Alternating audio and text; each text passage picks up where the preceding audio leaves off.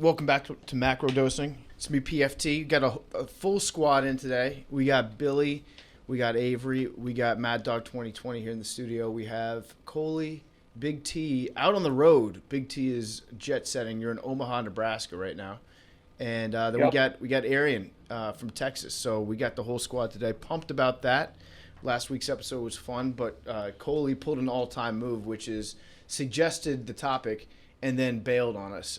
So do you have any thoughts that you want to add to the Lake Lanier podcast, Coley? Well, Lake Lanier just gets the people going. It goes viral seemingly every other day, and I know Big T's passionate about it, so I thought it would be pretty easy. And then, I was unable to attend. So people should stop swimming in it. That's my take. I don't know why it's such an immense threat to society, and it really is Darwinism every day. People just keep going in there, not coming out, and I don't feel bad for them. Is it weird that doing last week's episode made me want to go to Lake Lanier? I'd never heard about it before, and now I kind of want to go. So I was, I'm sorry, I didn't. I was like 20 minutes away the other day. I was in Atlanta for 24 hours for a family thing, and we were up near Lake Lanier. And if I had another day there, I was going to I don't even know what I was going to do, but I wanted to go up there. Hide bodies? Just go there and hang out. Sure, Billy. Yeah, I was going to go, and well, I don't even want to finish that sentence. I don't want that. But. I feel like if we wanted to get a good United States Loch Ness monster going, Lake Lanier would be the place to say it lived, because of how many inexplicable deaths happen there. I feel like you can get some good momentum behind that. I feel like just pranksters in general should have made a fake Loch Ness monster or some sort of fake cryptid and planted it in some lake. Why haven't we done that? We have one. Lake Champlain. Is that the crocodile? No, it's in Vermont. It's like America's Nessie. Named Champ? Yeah, Champ. Oh yeah. Never heard of Lake Champlain? No. Yeah. I've never heard of Champ. Is it like a lizard? It's like the Loch Ness monster. It's supposed to be a plesiosaur of some sort. But is it actually, what I'm saying is there needs to be a team of pranksters out there that gets together. This feels like something that Jimmy Kimmel should have done 7 years ago, where you create a fake animal. Like you build it out of, I don't know, like paper mache. Probably not paper mache if it's in a lake, but you engineer a fake animal and then you just put it in a lake just to fuck with people. Well, that's the what are they called? The Australian jump bears? Drop bears. Drop bears. That's hilarious. And the hoop snakes, yeah. Yeah. If you just get that's actually pretty cool. You get an entire country to just agree to make something up to fuck around with everyone. As a joke, yeah. And then, as a joke, and then it just takes off. Shout out to Australia for all being on the same page with that. I also wanted to do some cleanup on last week's episode and find out what Mrs. Big T had to say about our intern Madeline, if they're on good terms now. I didn't necessarily talk to her about that, but y'all, we can never we'll never do that again, because it has gone to her head in a way that I didn't think was possible. She was marginally featured on a podcast for a total of 10 minutes, and she legit thinks she's she thinks she works for Barstool now. She's part of the show. It's out of control. I will never make that mistake again. She's absolutely part of the show. And then she sent over the picture of little Big T wearing a Georgia Bulldogs shirt, and I mean the evidence is again. You could have been to your defense. You could have been anywhere between the age of 6 and 14 in that picture. I can't really tell. My sister's 2, so I was probably 7. I didn't dress myself. I didn't go out and buy that hoodie. It's such a dumb. It was 6 last week. Now it's 7. Your story keeps changing. Mm-hmm. No, I said I was I'm pretty sure I'm 7 in that picture. Listen, there was no age I ever wore a Lakers shirt. That's a fact. Well, you weren't from Los Angeles and didn't like every kid in Georgia probably wears it's so dumb. I don't know. I never cheered for Georgia ever. In my life. So you're claiming that you were 6. Now you're claiming, I was 7, but I didn't put on my own clothes in the morning when I was 7. No, this is so stupid. This is so dumb. Also, Arian, if the address his point. Hold on. Yeah. Why are you yelling at Arian? No, I said I didn't buy my own clothes. Obviously, I don't. Anyway, if the argument is that I just want to root for whoever's good, I did a pretty shitty job of that. If that's the case. I mean, what a dumb argument that is. No. Georgia's always been good, brother. Tennessee, dude. I never cheered for Georgia. No, when you were growing up, that's wrong. You did cheer for Georgia. That's the whole argument is. But when you were growing up, let's see, what year was you born? 97. So yeah, when I was an infant, Tennessee. That's what I'm saying. Good. Tennessee was not when I was popping. in school. When I was in school, we went 4-8. When you were 7 years old, Tennessee, it was like 2003. 4. 3, 4. Yeah, that was my first year. So no, we wasn't that good. No, actually, we went to a. Also, well, I wasn't a Tennessee fan. I mean, I didn't care about Tennessee till I went there. So it sounds like you were never a fan of. You weren't a fan until Arian left. That's what I think it sounds like. It also sounds like Big T. You just admitted you weren't a fan. You just said you weren't a fan of Tennessee until you went there. So that would heavily imply that up until the age of 17 or 18, you were a Georgia I was Bulldogs actually a fan. Georgia Tech fan growing up. My uncles went to Georgia Tech. One of them played basketball there. I was a Georgia Tech fan. Plot thickens. You were both? Big T. Big T stands for Tech. You were doing split jerseys. That's not a secret at all. You had like a house divided bumper stickers on your locker in high school of University of Georgia and Georgia Tech. I got almost suspended from school in 5th or 6th grade because I saw a girl wearing a Georgia shirt and I called her a name that I'm not going to repeat on this show. That's how much I hated the University of Georgia and still do to this day. It is just such a dumb. Bro, what did you call her, bro? What did you call her? I literally can't say it on this show. Was it the hard C C? word? No. Or a hard N?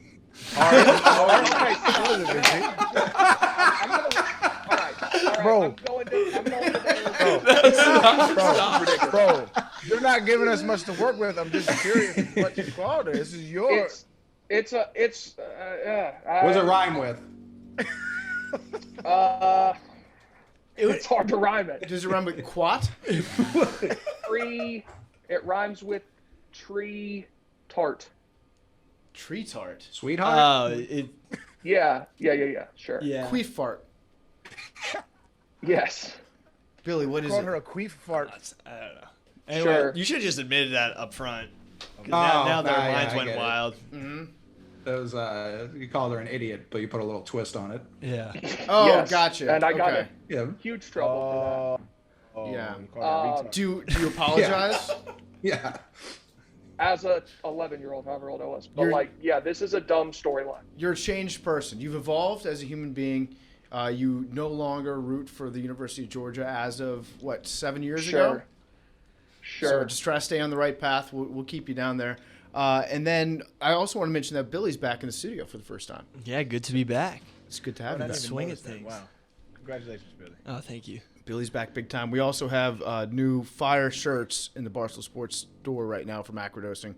The 4th of July t-shirt is sick. It's like red, white, and blue. It's got frogs on it. It's tie-dye. It's amazing. Might be my favorite t-shirt that we have right now for this podcast.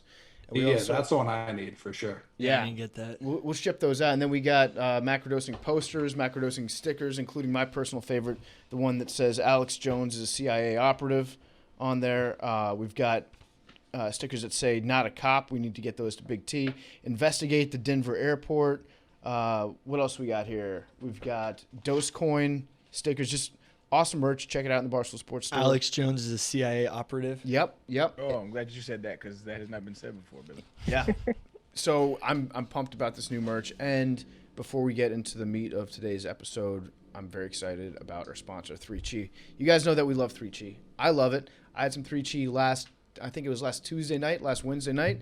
It's amazing. Had some of their oil, put it under my tongue, hold it there for about a minute, swallow it. You get nice and relaxed. You get, you definitely catch a buzz from it. You get a great body feel, get a clear head, less anxiety, less paranoia. You end up falling asleep and having a great night's sleep. I woke up feeling extremely refreshed the morning after. 3Chi is the industry leader in Delta-8 THC. Their Delta-8 is a federally legal version of THC. It's a more functional alternative to marijuana. Remember, it's not CBD, it's psychoactive. You will catch a buzz off it, so please use it responsibly. You can get it at 3chi.com. That's the number 3chi.com. You can get it at retailers around the country as well. They have Delta-8 cookies, brownies, and cereal treats. The cereal treats they've got in fruity and crisp rice, and they're delicious. And I think Frank the Tank had a cookie, right? When he was on the show on the 420 episode, Frank the Tank ingested a cookie, had a great time, caught a case of the giggles. You can use promo code MACRO at checkout, get 5% off your order. They've got edibles, vapes, tinctures, gummies, oils, so you can make your own homemade edibles out of it if you want. Use promo code MACRO at checkout, get 5% off your order. You have to be 21 to purchase. I'm not a drug guy. I am a 3-Chi guy. Love 3-Chi. You guys will love it too. So check it out and let them know that we sent you by using promo code MACRO at checkout, and you're going to get 5% off your order. So today's episode, I'm interested to see what you guys come up with, because we're doing another one of the episodes where we all bring something to the table under the big umbrella of people who faked their own deaths or people who are still alive that we're told are dead. And we're probably going to be very wrong about a lot of stuff, but that's where it's fun, is to get into some crazy conspiracy theories that maybe are the ones that we only believe. And other people might not actually believe in it. So I'm pumped about this one. Is there anything else we want to clear up before we get into today's episode? Anything you guys got to get off your chest? Yeah, it doesn't look like you or Billy have socks on. Is it? Is this? I'm wearing socks. I'm confirmed sock wearer right now. They're low. They're actually not even low rise. They're like above the ankle socks, but I'm wearing my penny twos. So these are high top shoes. Oh, those are pennies. Yeah. So these shoes. These are, I don't know if you guys had anything like this when you're growing up, but these were the shoes that I always wanted when I was in elementary school. And my parents were like, I am not spending $100 on a pair of basketball shoes for you. And so they would never buy me the penny twos, and I was like obsessed with them. And I really wanted a pair. And then we ended up getting a sponsor here at Barstool a couple years ago, and they had access to like all these shoes, and they said, what pair of shoes do you want? And this was me like sticking it to my parents for when I was back in elementary school, not getting me a pair. I finally made it, Mom. I'm rocking the penny twos. Overspent on them, but absolutely worth it. So when I was growing up, we used to have East Bay magazines. Yeah. And so East Bay magazine used to get sent to the house because it was free. And we used to circle the ones we wanted. Never got them. We used to circle the ones we wanted. My biggest flex to this day is I was on the cover of East Bay magazine. It's the biggest flex. Awesome. Did they send you anything? No, assholes. Now that I'm thinking about it, they should have sent me something. Because I ended up doing what you're doing. I going on the black market and getting some shoes that I used to circle in that motherfucker that I never used to get. Yeah. But mine were those same pennies, and then the Scottie Pippins. I think like the 2 or 3s. It was the Scottie Pippins I used to circle, which I used to want them. So I had a pair. Tried them on. Super not comfortable shoes, but still got them. I feel like East Bay was the GOAT back to school catalog. Anytime it was the summer and you were starting to think about what you were going to be wearing in late August, early September, just get your hands on East Bay catalog and just look at I don't know if kids even do that anymore. They probably don't have magazines that they look through. They just probably go online, just try to get that new drop on StockX. But yeah, that was a big thing for us too. So today, let's get into it. People that we think are still alive that have been reported to be dead. There's a lot to get into out there. This is like a pretty common thing that I feel like it used to happen a lot more than it does, where, you know, there was a golden age of people that were dead that everybody thought was still alive. Like the National Enquirer talking about Elvis still being alive. That's something that kept that newspaper in circulation for probably like 40 years. They were just like, oh, we need to move some papers. Let's either talk about Bat Boy or let's talk about Elvis still being alive. And I actually watched a video of this groundskeeper at Graceland in Memphis, Tennessee, that there was a rumor that he was actually Elvis, and Elvis was still alive, but he just worked as a gardener at Elvis's own home. And it was just like a fat old white dude. And they're like, this is Elvis right here. And I honestly, like, if that's the case, respect. And I hope that everybody leaves that guy alone, just in the off chance that it is Elvis, because I actually genuinely would admire him just like leaving Las Vegas and being like, you know what, I'm just going to go just cut grass at my home. And then hopefully nobody will catch me there and I'll get away with it. So I hope Elvis is still alive and kicking. There's also like reports that, not reports, but there were like the rumors that he was an alien or some shit like that. So, but I feel like this was something that people used to talk about a lot more. And you don't really hear about people faking their own death anymore. Harder to do. You know, it's harder to do it because cell phones. That's the same reason why alien video was getting less and less. Bigfoot sightings, all these sites, because people have cameras on them. Everybody's a reporter, so it's harder It's getting harder.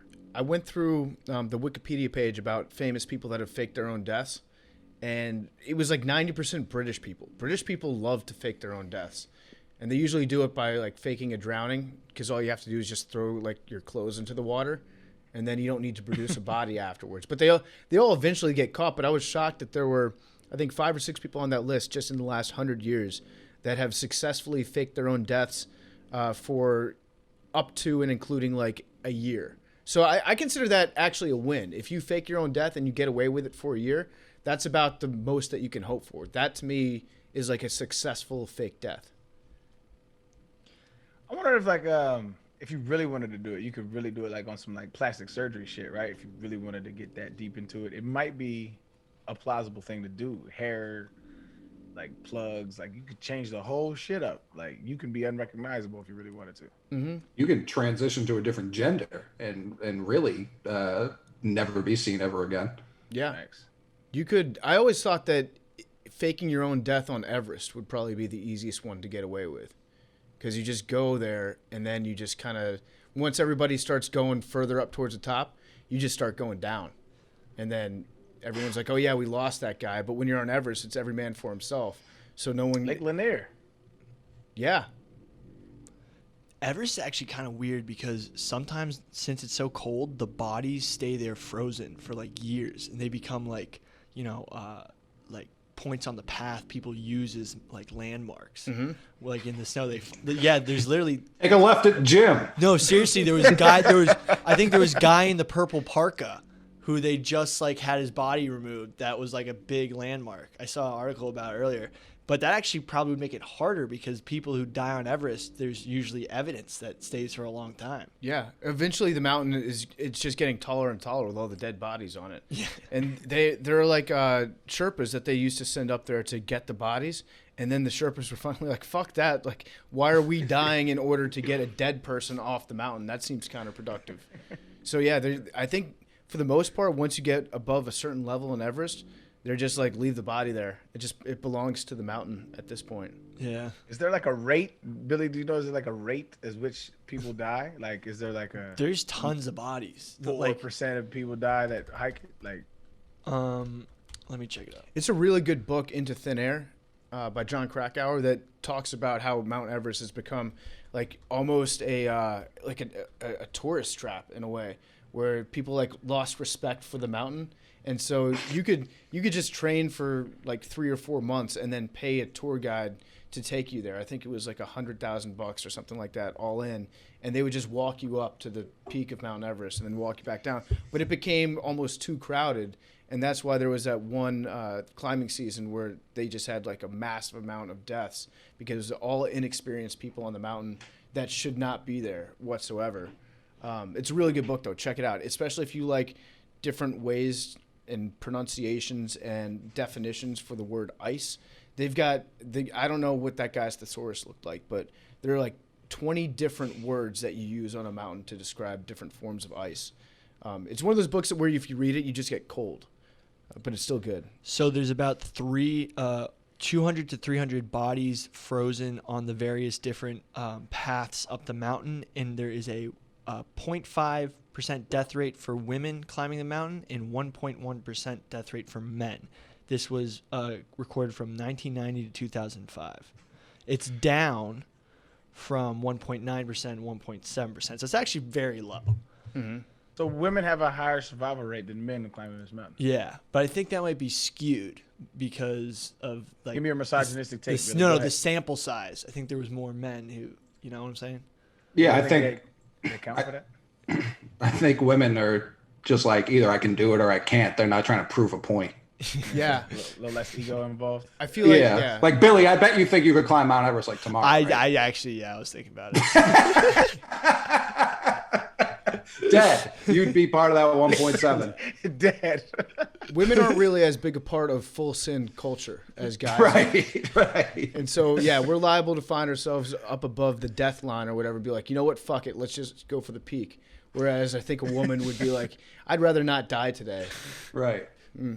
So, Yeah, who am I proving this for? Well, I made it X high. That's cool enough for me. It's probably also that, like, I would assume that up until recently it was predominantly men that tried to climb Mount Yeah, Everest. that's And what- so when the conditions and like the safety measures were probably not as strong, it was mostly dudes just dying out there. I was reading this thing about how there's like people, like if you have oxygen while climbing Everest, it's like super easy, and they never had that always. And like some climbers, like if you climbed Everest with oxygen tanks, like it doesn't count. Yeah.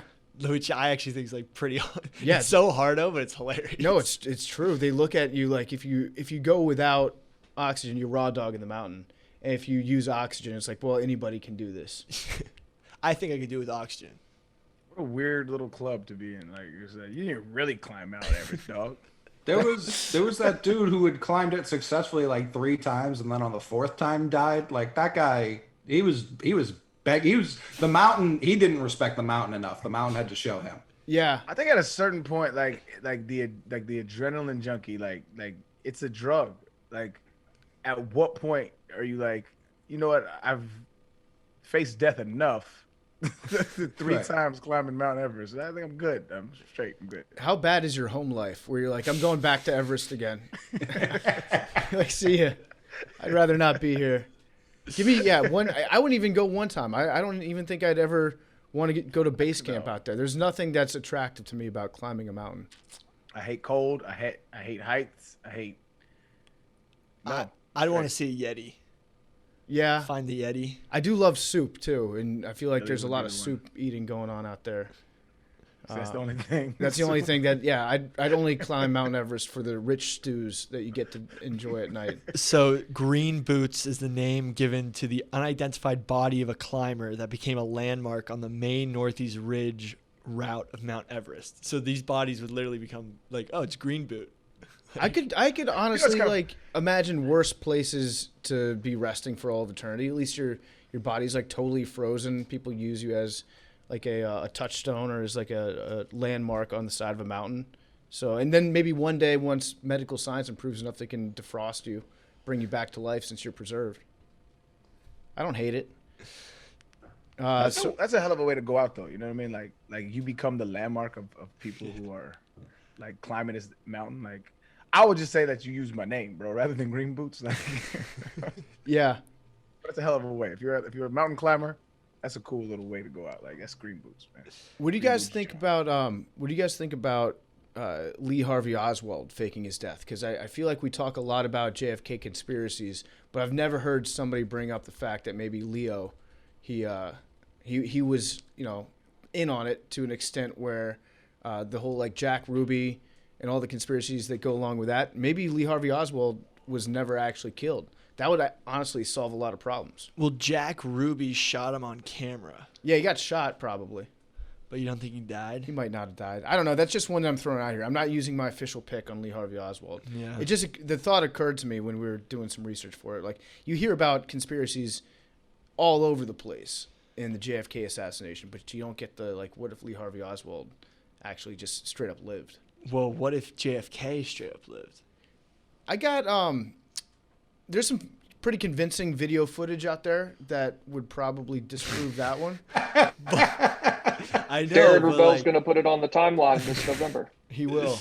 but Yeah, that- I don't think they had, like, that type of special effects lined up back then. I don't know. The thing is, that's one of those things. If like the moon landing was faked, like with all the TV technology, like they had the editing technology, like there's a good chance JFK's death might be fake. I think you could find some better places to fake a death than a parade in front of thousands of people, But that's why it was so convincing. or at least like pick a different place to shoot them. Yeah. No, I'm going to be honest with a lot of these conspiracies, and I have a bunch. Most of these people were very beloved, and it's almost like the psychology behind it is that people don't want to accept that these people are dead. So they create these alternate realities that they're, they somehow survived because it makes them feel better. So who's on that list of universally beloved people? Because the guy that I have, kind of the opposite. Well, actually, Yeah, same. I had so the rumors come from people who loved him the most, especially with who you're talking about. But we'll get into that later. But Jesus. So Jesus, yeah, you could say that like he did fake his own death, right? Yeah. Yeah. He was the first one. 3 days. He just got hungry. He was like, all right, I fooled you all. I'm sick of pissing in this cave. Let me out. All right, so who wants to go first? So I know Coley, what you're going to get into. That's the guy that I have circled too, so we can get into that in a little bit. But We're positive it's the same guy. It must be. It has to be. Yeah, we're both talking about the H-Man, right? No. Oh. All right, then Coley, why don't you go first? I'm unsurprised you want to talk about the H-Man, though. Well, I thought about not doing the H-Man, but then I just figured everybody would be like, why didn't you talk about Hitler living in Argentina? For sure. So you're I was going about with... to say, my nigga, who is the H-Man, dog? Why the fuck? And then you said that was the last nigga on my list of the H-Man. Right? He-Man? Young Dolph. So when this text first hit the group, I somewhat misread the prompt. So I wrote like dead people who might not be dead. My first one I wrote is anyone named Mortimer. They've got to be dead. And then I had Doc Rivers because I refuse to believe someone keeps going out there not having fourth quarter plays. But I was talking Bin Laden. Oh, yeah. Bin Laden, we didn't exactly handle that. We didn't like take that body back here, parade him around the streets and be like, we got him. We just kind of went off the word of Obama that like, no, trust me, we got him in this cave, and then we threw him in the ocean for no reason.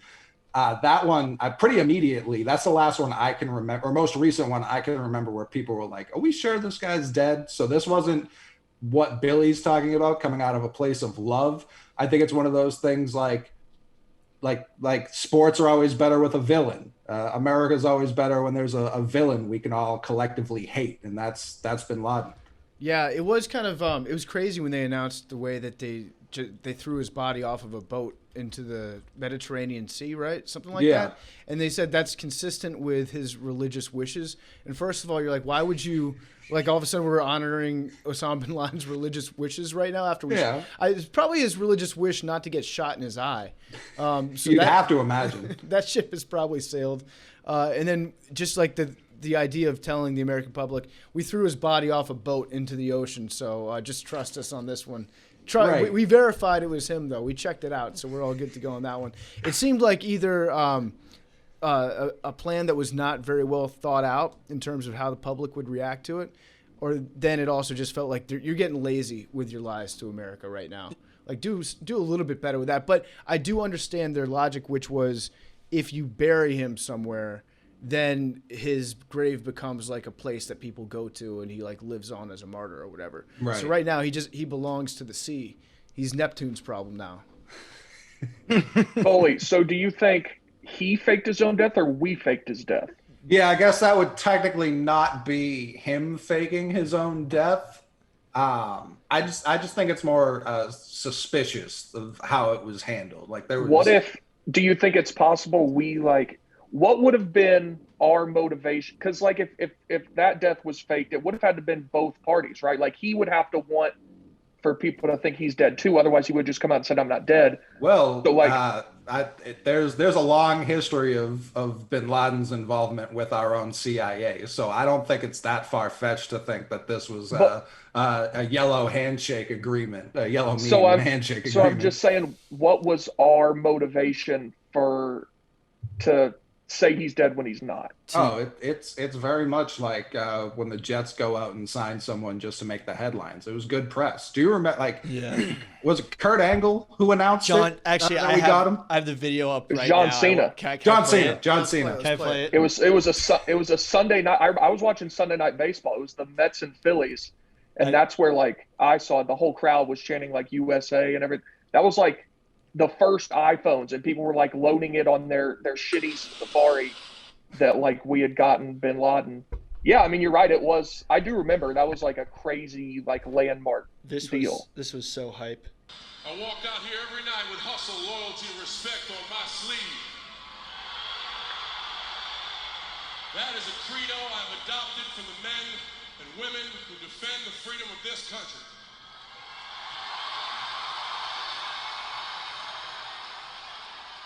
We have caught and compromised to a permanent end Osama bin Laden. Yeah. Like the fact that a lot of people, the first person they heard it from was John Cena via Vince McMahon. You talk about a guy who writes these kind of storylines professionally better than anyone. Like, yeah, something don't smell right. Also, You want to talk about? didn't The Rock tweet it? Yeah. Probably. First?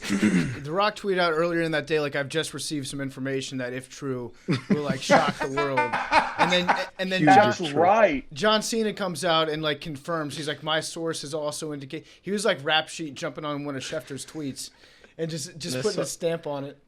It's just so America. It's just like so right. America. Our fucking WWF or whatever the fuck it is.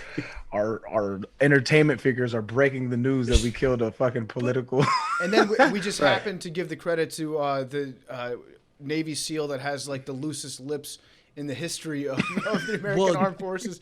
And that we've had him on. I think he came on Part of My Take like a long time ago. Definitely did. Like, there's not a podcast in America that Rob O'Neill has not been on to talk about. He's the guy that killed him. So like, that's bad OPSEC on the part of the United States military. I think he came and talked to us actually. One of the teams I was on. He came and talked about like he's one of the teams that went in there and killed him. Like, Oh, I can't imagine how happy your coaches were to be like, yeah, this is exactly the kind of pep talk our boys need. but they loved bringing in like war, like dogs. Like, it's the weirdest shit in the world to me. I'm like, my nigga, like, this shit is not motivating. I'm like, what the fuck? Like, there's a lot of weird stuff that happened. Like, by the way, I respect the United States military, anyone who serves. Huge Nice America preface. I can't wait to hear what you He's say about to say afterwards. something that is incredibly disrespectful. Nice No, preface, but buddy. there was a couple things where like the guy wrote the first guy that everyone thought killed Osama bin Laden wrote a book, but apparently he was wrong, and we have Rob O'Neill. Rob O'Neill who said, oh yeah, he was confused, and then there were a lot of the Navy SEALs who were involved in the raid died in a helicopter crash. Like, which, there's a lot of stuff that, there's a lot of questions, and that's all I'm going to say. But I'm very respectful, Anyway, I'm not saying anyone's lying. I like the idea that you guys threw out there that it was just like we just got together with Osama and we were like, hey, let's just chill out. We're gonna act like you're dead. It'll be like a 2-party agreement here. You just lay low for the rest of your life, and we promise not to fuck with you anymore if you don't fuck with us. And it's like a gentleman's. To go with Coley's analogy, it's like when a team signs like a quarterback that just got cut by another team for a week to get intel on what's going on, and then they put him back out there. They're like, hey, just meet us on this ship for a while, then we'll let you go back to Abbottabad for the rest of your life and just chill out. Promise, pinky swear, not to start any more attacks against us, and we'll call it a day. Didn't we fund the origins of Al Qaeda? Oh yeah. So it's like it's not out of the realm of possibility. No. We're like, Well, it's to beat the Russians. And by the way, mission accomplished. Mission accomplished. so quid pro quo says he needs something back. Yeah. God, I'm just saying, man. Yeah. Listen, the rise of Al Qaeda was a small price to pay for that gold medal in Lake Placid. Yeah. Yeah, so that's a hell of a take about the OBL. It's an still alive. underrated joke. That's fucking funny, dog. Oh my god. Obviously, we disavow Al Qaeda on this podcast. Yeah. Be the first to say it. Big T, you were Vehemently. Oh, vehemently. Okay, you're putting an exclamation point. I was wondering why you were. Are you at a golf tournament, nigga? What are you wearing, dog? What the fuck are you wearing? It's a polo. It's a golf shirt. It is a golf shirt. Yeah, I mean it's a polo. Like, I don't know. You got the wait, is that this year's College World Series? That's a brand Yeah, new shirt. Bought it yesterday. Well, Look like he- Big T, let me ask you: how would you go about faking your own death if you had to? I mean, this isn't something I've thought about extensively. I feel like I'm solitary enough, I guess would be the word, that I could go off the grid. I feel like I could just kind of go away. Like, I go days at a time without, other than like being at work, like I go days at a time without really talking to like anybody. It would take I could be well gone before somebody figured it out. Mm-hmm. People would just go. I would just be scouring crowd shots of University of Georgia football games, trying to find like where's Waldo. Faked his own death to go be Yeah, a Georgia fan. You'd find it eventually. He got a bulldog. He buys a bulldog. What about you, Arian? Terrible dogs, by the way. All right, come on. I have a bulldog. We're not slandering Awful bulldogs on this dogs. show. What's wrong with bulldogs? We disavow Big T's anti-dog take. Oh, All love dogs. dogs. Hate bulldogs. Hate dogs. Arian hates dogs. Equally hate bulldogs. Yeah, Matter of Arian fact, hates dogs. this fucking weekend, dog, right? It was Father's Day weekend. I had all my kids. It was amazing. We had a great fucking weekend. I almost killed a dog. What? Yeah. So I live with one of my best friends. Like, we decided to move in together just because it's my brother. He was always here anyway. I was like, moving. So one of my best friends lives with me, right? He has a stupid fucking dog. Her name is Lola, right? And I don't even know what she is. Who cares? She's a dog. And so I hate her. I tell her I hate her all the time. I can't stand when she's not allowed. There's this like section in the living room that I'm like, yo, get her off of the carpet. She's not allowed in the carpet. Like, so I'm like, yo, get her off the carpet. I hate this bitch. Right? So this weekend, we buy bubbles for the kids. Kids love bubbles, bro. So I guess so do dogs. So we blowing bubbles for the kids. And my daughter, who is 3, right, loves bubbles. Loves fucking bubbles. So the bubbles are flying around. This stupid fucking piece of shit animal runs up and tries to get a bubble and scratches my daughter in the face, dog. I almost fucking lost my mind, fam. I was livid, dog. I almost killed this bitch. But he loves her so much that I didn't. But if it was just like a dog on the street, dead. What kind of Wouldn't dog care. is it? Some kind of pit bully mix or some shit. Probably I an don't American know. bully. I don't know enough about dogs, but I know it's a dog and I hate it. So fuck dogs. Wow. I Please can't don't. believe you live with a dog. I don't see her. I'm like, yo, get her away from me. Like, he loves her. That's his thing. I respect him. He's one of the most greatest human beings I've ever lived. That is his only flaw. He likes this stupid mutt. Can I just ask you to do me a favor and just don't kill Lola, please?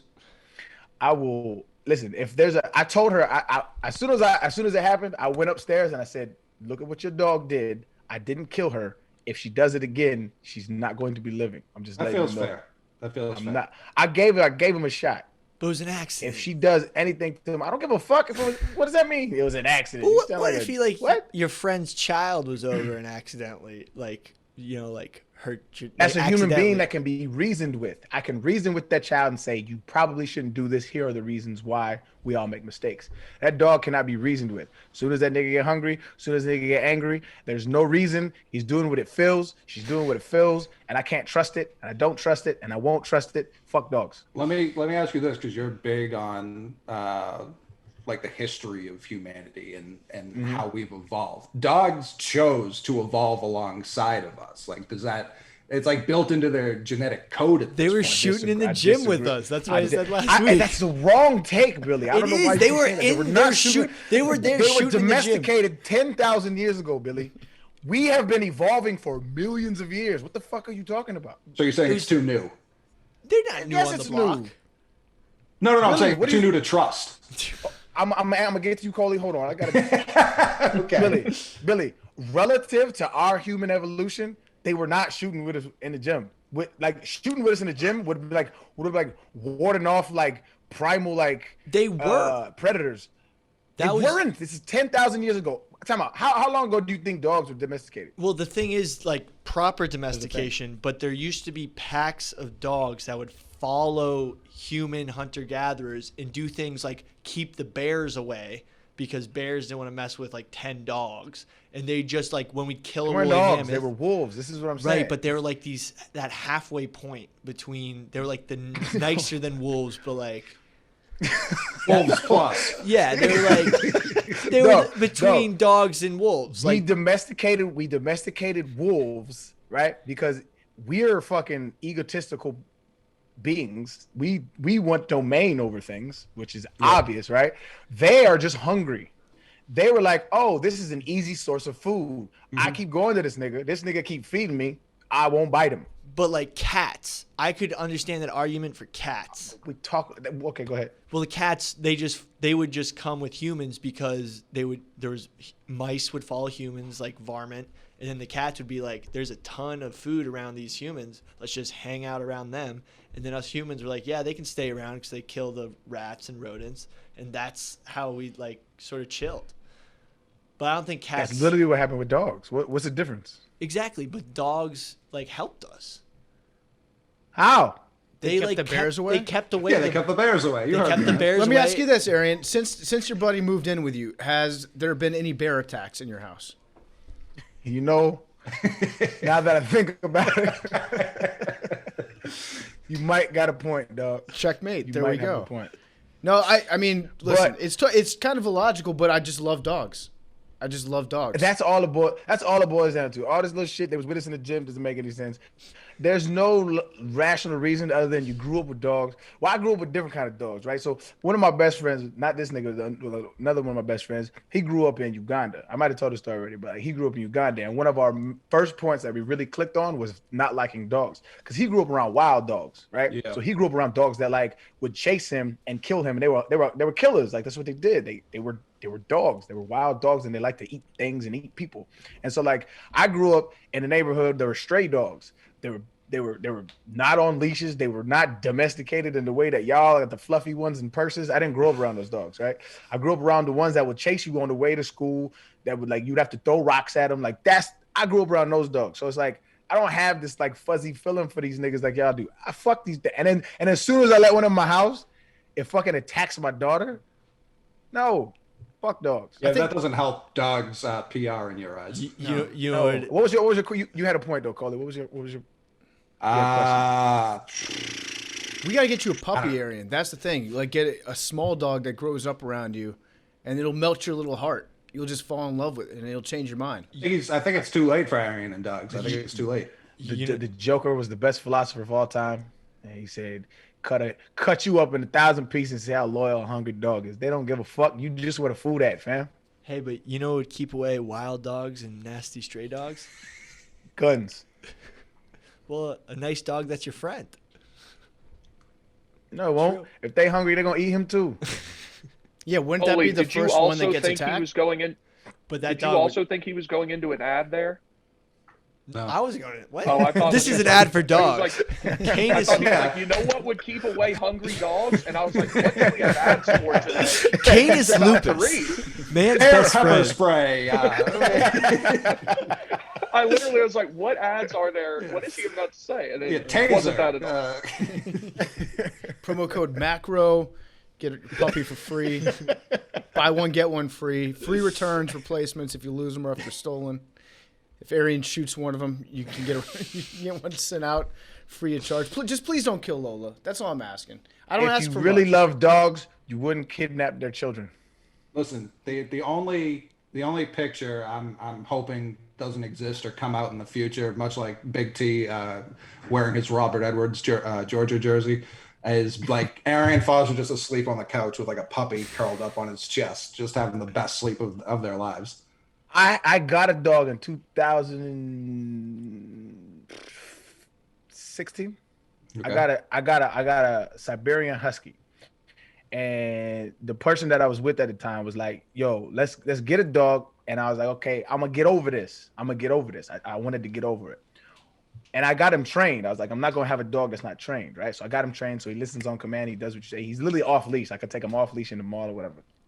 All that did was let me know that I like him and still don't like any of the rest of the dogs. That's fair. That's it. It didn't do anything else. So I don't like them. All right. I thought we were going. Hang on. Y'all check the Macrodosing G in here in about 1 second. I thought we were about to have a Lena Dunham situation for Arian Foster there. Like, I got a dog a couple years ago. Yada, yada. I hate dogs now. It's Photoshop. What's the story behind that one? It's Photoshop, my nigga. Is that like it's definitely not. So we just got that could very easily be Photoshop. We got texted a picture here of Arian Foster. It was a GQ shoot. It's Photoshop. Feeding a Doberman Pinscher a carrot. That's probably why that dog hated you. You give him shitty food. What dogs like carrots? No, wait, that wasn't Photoshop. Now I'm thinking about it. Yeah. Oh, I remember that though. Yeah, that nigga was trained. Good dogs Most are dogs trained. are. Just don't kill Lola. No, that's all I'm not asking. true. Or not. Most dogs They're you not. grew up around, Big T. Yeah, most dogs aren't trained. Big T, who's your person? But we you can wanna get talk about? him a good dog. I Right, have and one. he'll like that dog, but the concept of dogs he's out on. I understand. It's ego. A Man's dog would ego. help you fake your own death. I don't disagree with that. How so, Billy? Just, I don't know. It would, if it could. See that to What? me, like if you've got a dog that you love, that would be a big argument to not fake my own death because I wouldn't want to break my dog's heart. That would probably, I would totally tell my dog if I faked my own death. You would tell him, be like, "Hey, dude, just chill, play along, act sad when the cops come, Act sad. sniff around for me." You go stay my with my face and mom. pout. Let me grab it. Yeah. Big T, who do you got? Who's your person you want to talk about? So mine is Steve Jobs. I don't know if y'all have seen the picture from a couple years ago. There's a guy in Egypt who somebody photographed at like a cafe, I guess, and it literally is Steve Jobs. He's wearing like a robe type deal, and he's barefoot, which apparently Steve Jobs liked to do. Like, I don't know if it was in the office or whatever, but he liked to go around barefoot a lot. And this guy is not wearing any shoes, and it just literally is Steve Jobs. So, and Steve Jobs seems like a guy who, you know, he had pancreatic cancer, I think it was, and then like I don't know whether whatever would have happened, and he was like, you know, I've had enough of this. He just seems like a guy that would have wanted to get away and go live the rest of his life in solitude.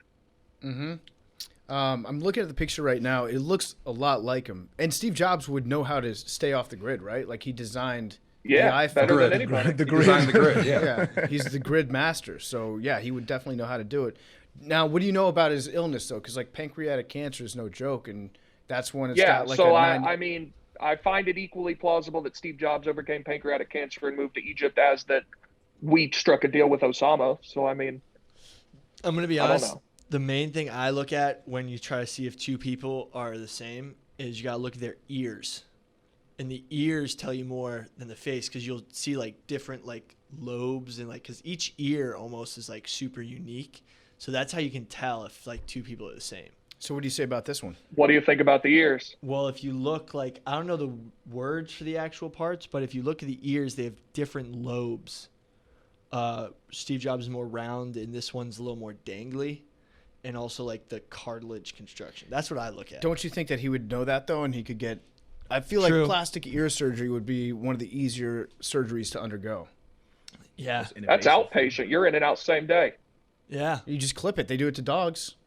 Huh. But like that's, but they're I feel not like you the looked at same me ear. when you said that. Is that- So wait, do you actually believe that Steve Jobs is still alive, Big T? I find it plausible. If someone was to want to fake their own death, I find that he would be someone who would want to do that. Why do you think that? Because I feel like Steve Jobs is also a guy that's just obsessed with being successful and obsessed with like learning and But he innovating. lived that. I mean, he did that for decades. And I feel like after, you know, at some point, how much higher can you go? And maybe he just wanted to go live out the rest off the grid that he created. He's like the and just first go- person to be like, fuck power. I've had enough power. I mean, I don't know. I can't speak to Egyptian Steve Jobs' reasoning for wanting to fake his own death, but it seems plausible to me. The explanation I might buy is that he was instrumental in creating the grid. He saw how far the grid was going and where technology was leading, and he was like, you know what, this is kind of scary even to me, Steve Jobs. So I'm going to peace out because it's going to get worse before it gets better. Actually, like if we're going back to the episode where we talked about the singularity, like maybe he was like the best thing I can do for the world is to stop working for Apple and let Tim Apple take over and screw the company up. And then that way we're just, you know, we're getting further away from having robots take everything over. So maybe Steve Jobs, maybe he's a hero. I don't know. I said Tim Apple. Tim Apple. That's what he's always going to be known as. Comedy, man. So I'm looking at the picture of alleged Steve Jobs in Rio de Janeiro. And it looks like he's being pushed around in a wheelchair. There's another version of Steve Jobs down there. Steve Trabajo down in Brazil, and he is. This actually looks more like him, I think, than the other one. Now he's sick. He's like a little bit emaciated in this one, but this to me looks more like Steve Jobs than the other one. Have you guys seen this one? Yeah. Senor Trabaja? The Yeah, ears, listen to the the- ears Bruh. are different though. The ears are. Yeah. Steve Works. Yeah. Hey, Escobar. man. think I don't think your jokes are as appreciated as they should be. It's because you don't. I don't. It's not the delivery, because the delivery is perfect. If they're just maybe too subtle. No, trust me, it's better that we It's just don't take become time. his speech pattern. Yeah. His normal speech is just, I'm just always, everything I say is a joke. We don't need to Brother. take time out to be like, oh, PFT, run that joke back real quick. That was sick. Okay, so I'm of the ilk that you should give people their flowers, because like I might die tonight, nigga. Mm-hmm. That's some brilliant shit you have laid out. I'm sorry. That's Steve Trabajo. That's fucking hilarious, dog. Anyway, I'm looking right now. Steve Jobs is not living a secret life in Brazil, but his twin caught in a Reddit selfie. He's a hunter with ALS. So they found fake Steve Jobs, and they identified him. So after Reddit user The Horse-Sized Duck posted the photo with the caption, Steve Jobs is in Rio de Janeiro, brought out conspiracy theories that he had escaped to South America, and the man is actually an American transplant living in Rio named Andy Hahn. In 2006, at age 45, Hahn was diagnosed with amyotrophic lateral sclerosis, a disabling disease of the nerve cells in the brain and spinal cord, and he generally prefers wearing camouflage over basic black. And he's actually he's a blogger, so he blogs about being a hunter with a disability, which actually that was probably great for his blog traffic, like having that picture go viral. And he's like, yeah, guess what? It's just me. I do a blog about hunting. He probably had a record day for page views on that one. But yeah, apparently that is not Steve Jobs in Brazil. I do think though that like if pancreatic cancer kills Steve Jobs, then it literally could kill anybody. Like he's the one dude that would probably have access to all the future shit that nobody knows about. Like when Jeff Bezos dies, if he dies of a disease that any of us can get, we're all fucked. but from my understanding, I could be wrong with this, but from my understanding, he refused like the treatment that the doctors were recommending, and like he was like trying to do like the whole plant-based, like just organic healing type thing, but he refused like the regular administered cancer treatment. That, from my understanding, He had I a could weird be ass wrong diet. with that. Yeah, he'd only. But like, yeah, I can see that. I just remember hearing that. I remember hearing that like he didn't want the traditional way of combating cancer. Like he wanted to like do it like naturally or something like that. Yeah, Jobs only ate fruit. He only ate fruit and nuts. That's weird. That was That's his a very total diet. strange. That's a very strange diet. It's not enough. It was He's Nigga simply was not a enough. bird. he was a Nigga was a real fruitarian. bird out here. Yeah, No, it's like a black bear. yeah, extreme diet and fasting habits. Needed a wolf to. So Steve Jobs. Okay, I'm gonna say the jury's still out on that one, Big T. Do you want Steve Jobs to still be alive? it's a good question. I want everybody to be alive. I don't want anybody to die. That's No cap. one? You just cheered Osama bin Laden's death. Okay, I want terrorists to be dead. Okay. Other than that, That's I a am slippery. That's Yeah. a slippery slope there, One Big man's T. terrorist You're is right, another but man's how freedom fighter. How Big deep T. you want to go down that rabbit hole? Whose definition are we working off here on terrorists? Because that very if subjective. Steve Jobs wants to be alive and left alone in Egypt, I want that for him. You should be able to just declare yourself dead. That would spare everybody a lot of problems. Like if you wanted to go about faking your own death and all that shit, just save everybody some time. Save the like detectives and private investigators and your family members some time. If you actually just want to be like, hey, for all intents and purposes, just consider me dead. I'm gonna hit the reset button and go try this whole life thing out in Canada. There should be a way and a method where you can just disappear yourself like that, like in Better Call Saul, but legal. I mean, logically, Steve Jobs dying would be amazing because he could give like God some tips on how to like update society, because he does a great job updating like his software, but like our software, our human software, is a little outdated, and it's time for Yeah, humans are time not. for the update. We're not very user friendly. We could use some some UI. I've got a tools. running list of just gripes with God that I'm hammering out to turn into a blog series, and one of them is fucking pollen. What he made the air too spicy for us? Like, what a oversight from God! Like, what an idiot! Wait, there's actually a really good reason for pollen, and I don't remember why. I'm sure there's a good reason for pollen. It's a terrible reason for humans to be allergic to the air. But that's only some humans, though. That's the weaker humans. Listen, I didn't used to have pollen allergies, and the past couple of years, that shit has been putting me in a headlock. So I don't know if he updated the pollen.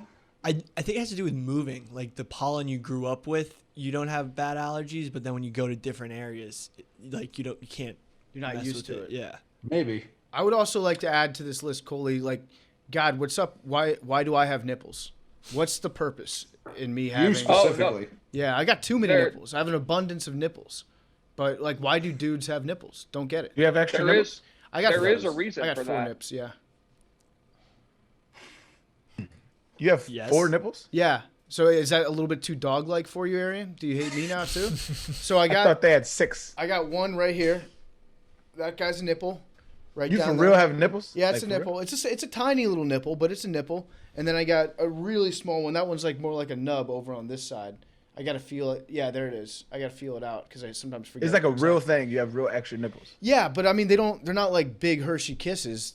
And I've got small nipples to begin with, but these extra ones, the superfluous third nipple down here is probably like I would say 1/10 of the size. You ever see like the pictures of the solar system where it's like this is the sun, and then next to the sun it's like I would say if my nipple is the sun, my third nipple is Jupiter, about proportionally.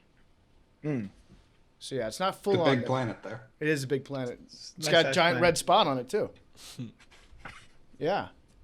So yeah, nipples. The That's map of our solar system is on PFT. Who would have thought? that's nipple talk. And then I'm not going to make the Uranus joke because then Arian would make me stop and we'd have to talk about that for a while. But yeah, as far as Steve Jobs That goes, would have been low hanging fruit. it would have been, yes. Steve Jobs possibly still alive. Big T wishes all the best for him because he's For sure. a freedom fighter. And he's also, he's Syrian, right? Yeah. He's Syrian, so like I don't know. It would stand to reason that like genetically, there's some people that probably bear some physical resemblances to him that live over in Egypt or the Middle East. That makes sense. It could be a long lost brother. I think he was adopted too, right? Yeah, I think he was like a Syrian refugee. Yeah, Oh shit! You Yeah. got some twins out there. yeah. Huh. You never know. All right, Billy. So I have a couple. I mean, I got Elvis. There's stuff about Elvis. There's stuff about Michael Jackson, Princess Michael Diana. Jackson's dead. Michael Jackson's dead. Are you sure? Let him rest in peace. I'm positive. Bro. I don't actually believe in any of these, but the conspiracies were proposed. So I for got Elvis, there was a theory that Elvis was extremely patriotic. He served in the army. I think he was in Germany for a while, and he would routinely visit the FBI office. And the idea is that the FBI enlisted Presley as an undercover agent in 1976 to help the agency infiltrate a criminal organization called the Fraternity, which was like basically organized crime happening in Vegas, and that's why he was doing his residency in Vegas. And basically, Presley got in too deep, needed to go into witness protection, so he faked his death, and he's somewhere out, on a ranch somewhere chilling. Probably he's passed by now, but that is the theory. Side note: he has one of the cooler deaths of all time, fam. On the toilet, On the right? toilet? Died on the shitter, bro. That's kind of fire to go out like that. Was he eating a sandwich too, or did The Simpsons just add that detail? I think he was, I'm unaware of the Peanut butter and banana. he was so I know he was a athletic. big sandwich fan. Yeah, love So sandwiches. it's not out of the question. Who's not? Like, who's like, I only fuck with sandwiches. Do you like know? Do you know how much you have to be like a sandwich freak to be like the biggest No one pop does the star? sandwich guy? You're the biggest pop star in the history of music in the United States, and the thing that you're known for is you fucking love sandwiches. Like, what was this? He probably had to eat. You got to eat like 7 sandwiches a day for that to overshadow the rest of your You know who career. did die with a sandwich in their mouth? The Mama Cass. Yeah, the one from the Mamas and Papas, right? Yeah. Yeah. So Ham it's sandwich. The larger female member of the Mamas and Papas. Mamas and Papas. Mama It's Cass. They old, sang yeah. California Dreamin'. Yeah, but California dreams. So then Okay. the next part about Elvis is that Elvis's wife Priscilla Presley was on Oprah and basically said it's exactly what he said the other day before correcting herself. Basically, like he was still alive. He was talking about how Presley spoiled their daughter, and she was like, "It's exactly like what he did the other day," meaning like he's still alive and living with them. But I don't think this is true. I think like stuff with like Michael Jackson, Princess Diana, and Elvis, they were all so universally beloved that people rather believe in these alternate theories than actually like reality, because reality was really tough. Like Michael Jackson died. Like you love Michael Jackson. Like I also think that dying on the shitter, if you're going to fake your death, you probably wouldn't have it be dying on the shitter, right? You probably, they would just be like, they would probably just omit that part and say he was found in his hotel or in his apartment. But that would be a good reason to why there's no pictures of the body or anything, because he was like half naked on the bathroom. So He was 10 steps ahead. Yeah. Wow. That would be a good, But so for Michael Jackson, Paris Jackson was talking about how she thought that her father had been murdered by the Illuminati or people trying to seek to stop paying royalties on his albums. Never heard that before. Yeah. Spotify killed him. According to a website, like a federal agent came forward in 2015 to expose Jackson's final phone calls, where it seemed like he was already aware of a plot being hatched for his murder by federal agents. So there was a note that said, "They're trying to murder me. The system wants to kill me for my catalog." That's what the Sun had reported at some point. All this kind of goes to this like very conspiracy type place. But like, for example, his sister Latoya Jackson indicated that Jackson was killed by business interests. There's a lot of this going around. There's tons of conspiracies. This is another one where it's just like people can't handle the reality that the King of Pop died. And it's one of those things. But, there could have been paranoia later in life that was being medicated with the opioids that did kill him. So who knows? So how that another big part so it wasn't just his catalog, right? Yeah. So Michael Jackson also purchased a large portion of the Beatles catalog as well. And he did it in the most gangster way ever. Like Michael Jackson, he's just real soft spoken, but that nigga was a shark. So like McCartney went to him, was like, "Yo, like let's go half on the Beatles catalog, and then I'll buy you back with the residuals and mix with it." And he was like, "Okay, bet." Michael Jackson went around his back and bought the whole shit. He was like, "Oh, I didn't know that was for sale. I'll take that." Yeah. And so it's like his catalog, Beatles catalog, like that's a hell of a. So it's like it's good conspiracy breeding grounds, right? But I don't know. I know the circumstances of his death was hella weird. Like I know the drug that he was getting administered feels really good. Mm-hmm. And I think I said it on here before. I once got a surgery just to feel that on my pinky. And so like you have a doctor on call that could get that shit anytime. That's not the healthiest shit in the world. But like I can't speak to like the federal agents wanting to plot to take over your catalog. That's wild. Speaking of Paul McCartney, there was also the "I Am the Walrus" reverse. If you reverse "I Am the Walrus," there was a "Paul is dead, Paul is dead." If you reverse the music, and everyone thought Paul McCartney was dead and been replaced.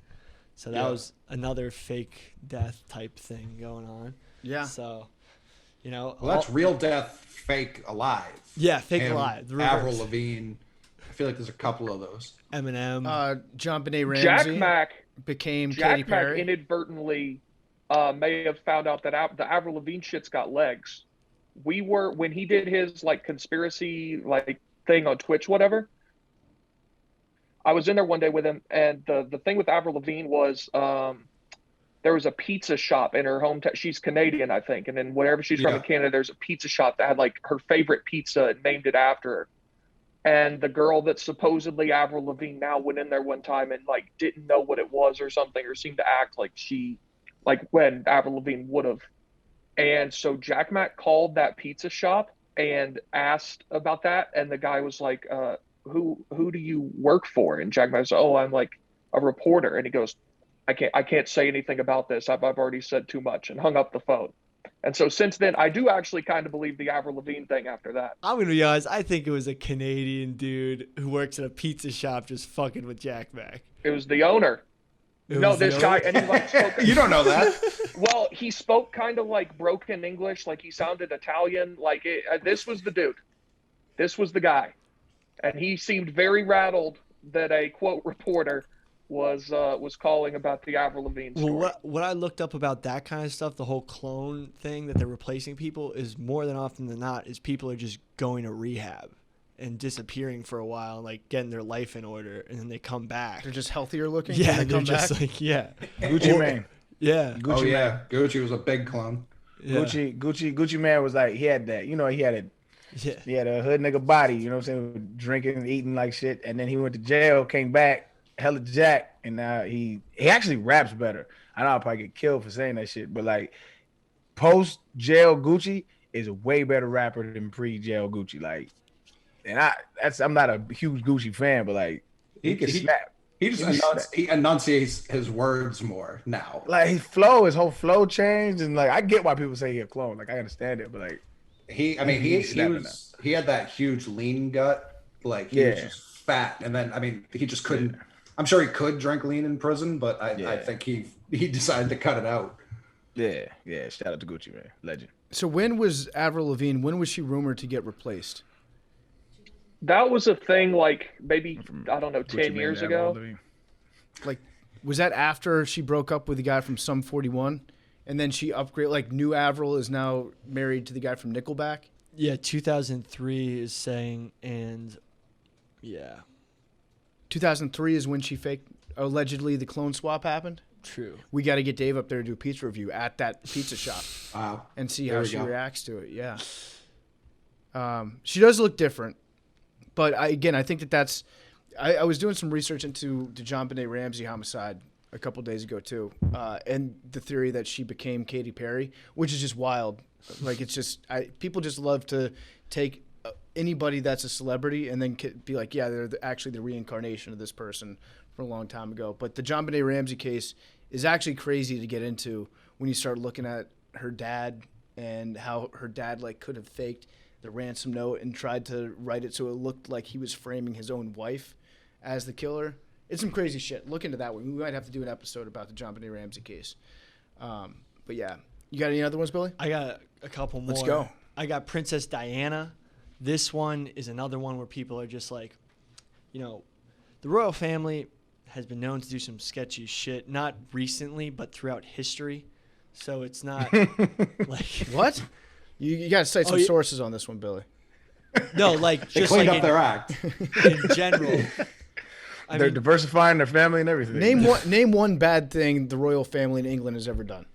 The War of the Roses? Yeah, I know. There's a lot. That's what I'm talking about. Almost exclusively bad things. No, but basically, they think that she was very... Well, there's also the thing that they think Prince Harry's the bodyguard's son, not Charles's son, so they think that it had something to do with that. I mean, Harry looks exceptionally British. And exceptionally ginger and nothing like Charles.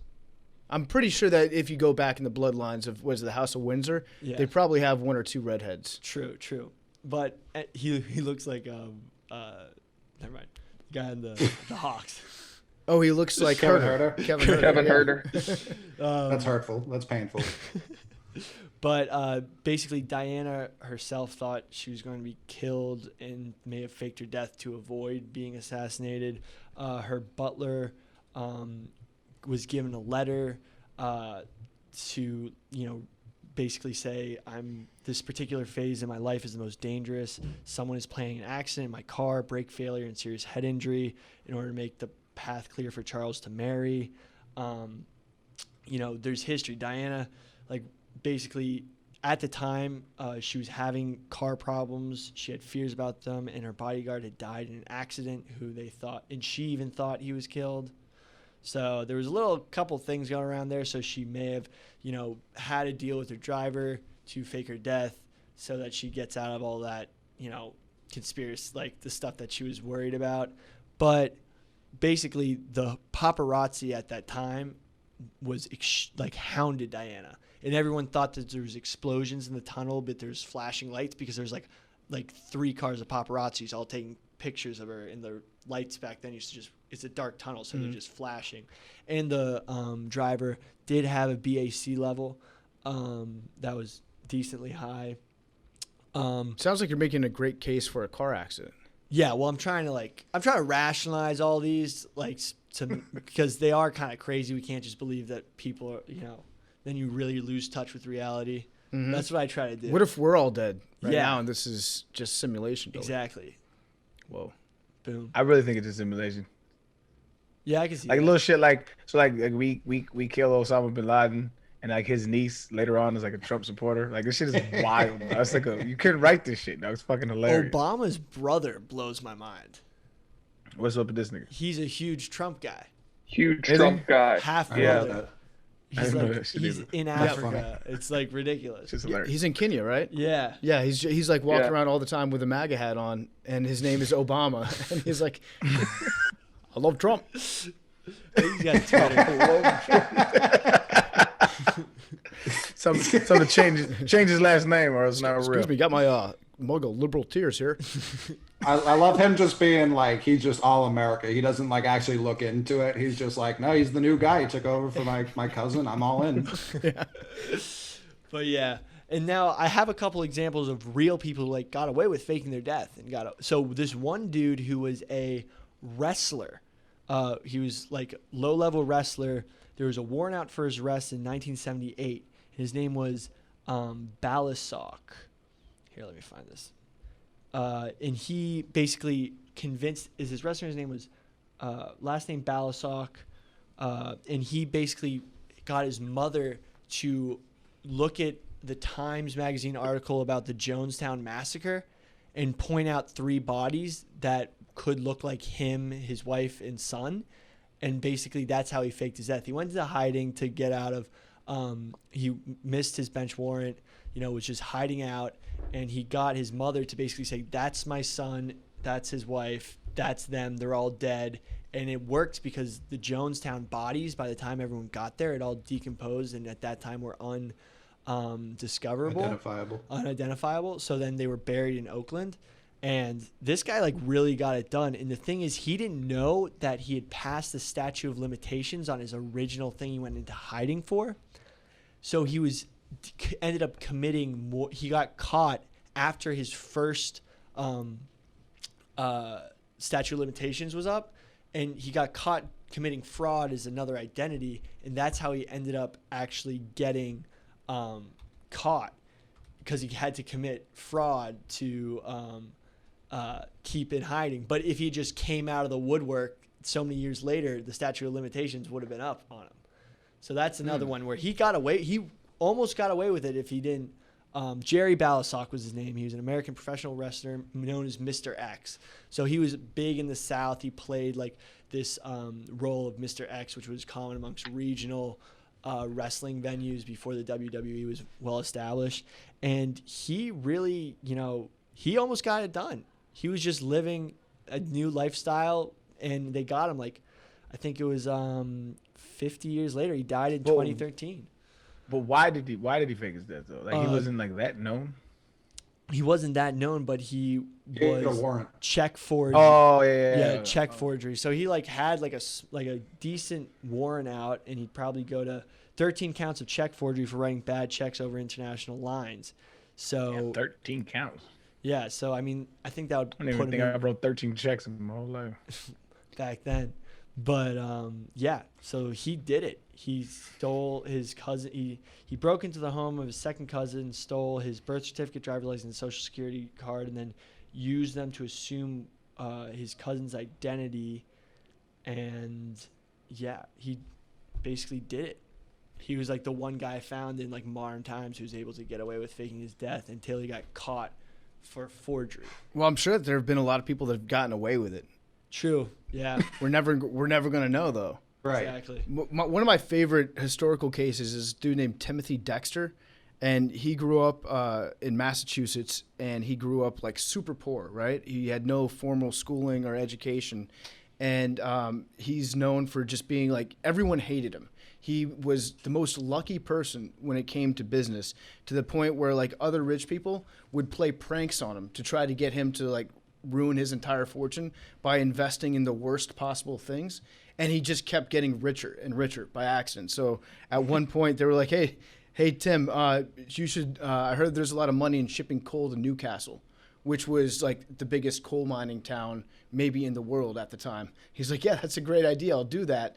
So he got a ship, sent a bunch of coal over to Newcastle, which is like the old, in Tommy Boy, they're like, this guy could sell like ice at the North Pole or whatever. It's essentially the same thing, selling coal in Newcastle. So he sends a ship over across the ocean, and when it arrives in Newcastle, it's right in the middle of a miners' strike that he had no idea was going to happen. Nobody had any idea. So he got even more wealthy on that. And then they're like, God damn it, we got to get this Timmy guy. Hey Timmy, I hear you can make a shitload of money if you send gloves over to the West Indies, like a place where you would never need gloves, in like one of the hottest climates. And he put a shitload of gloves on a boat, shipped them over there, and they got there right as Portuguese boats were about to leave to go to China. And all the Portuguese people, all the sailors were like, yeah, we should probably get these gloves for a time at sea. So he just kept getting like luckier and luckier with all his investments, but everyone continued to hate him. And at one point he was like, you know what, these people,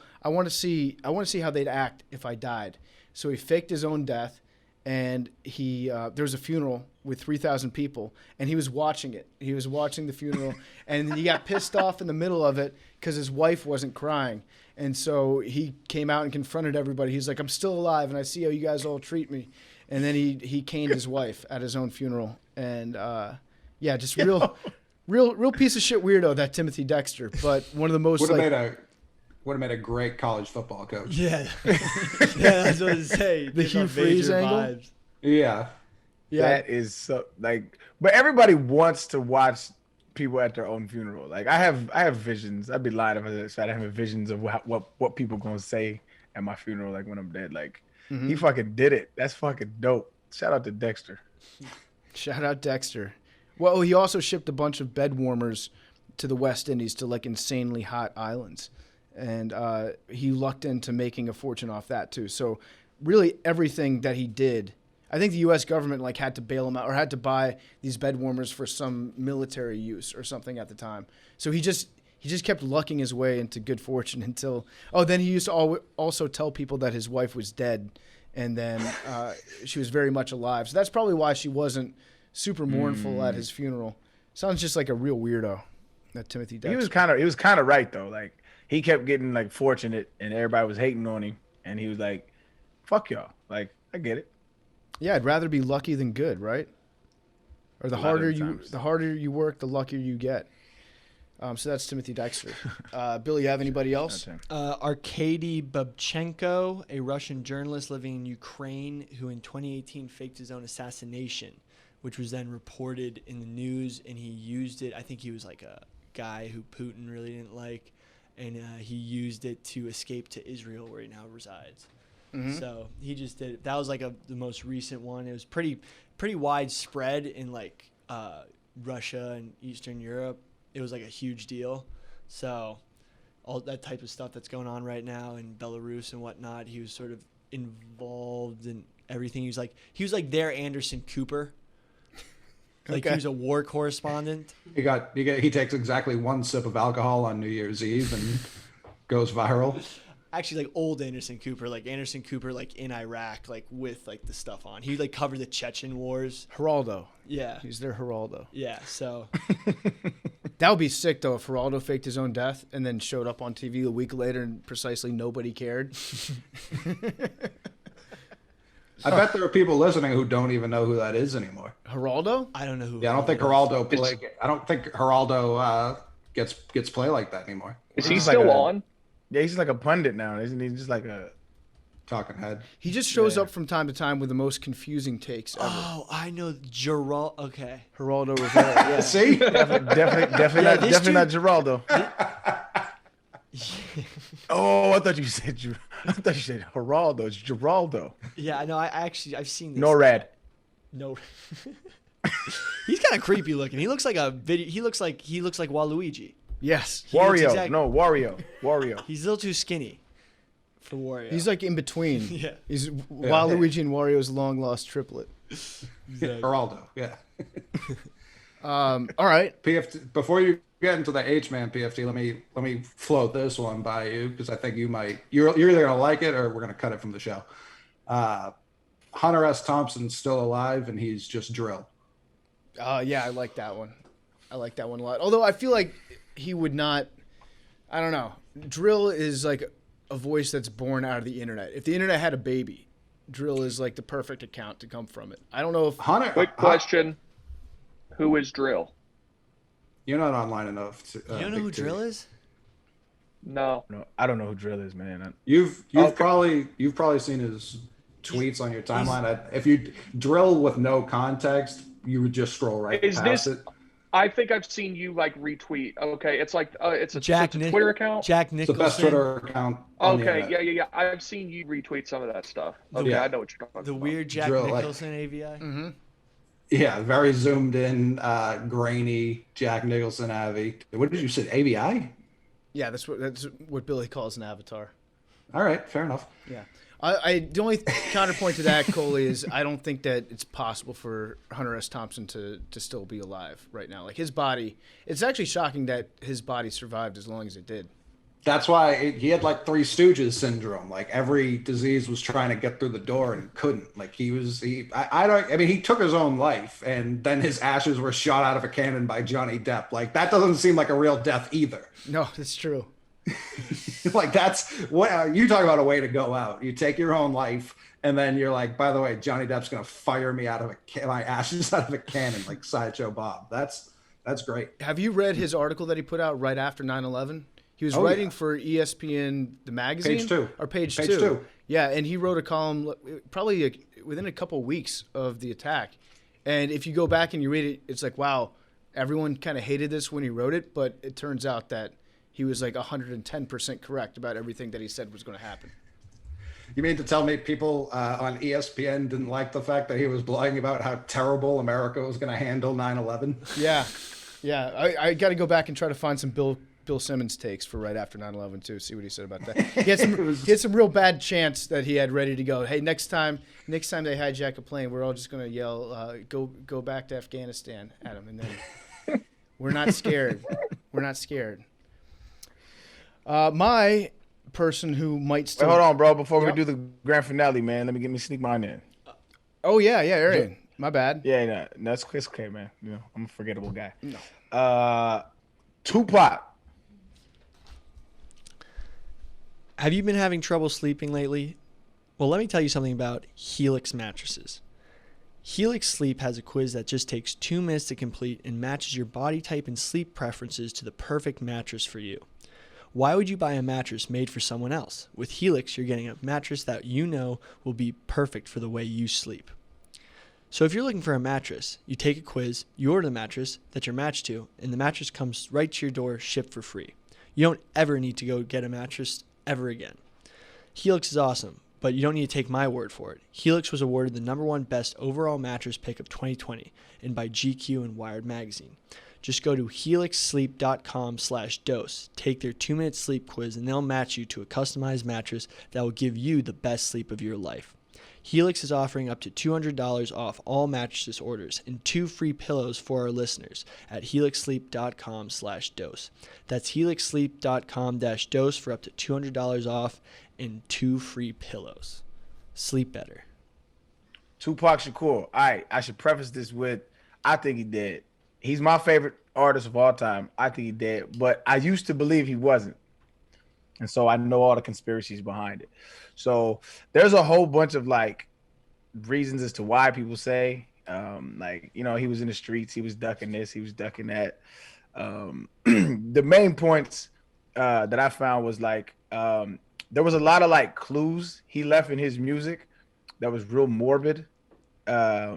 Like this was the most jarring one to me, right? So this is called God Bless the Dead, right? And Avery, maybe you could clean this up, but I'll play it over the mic, right?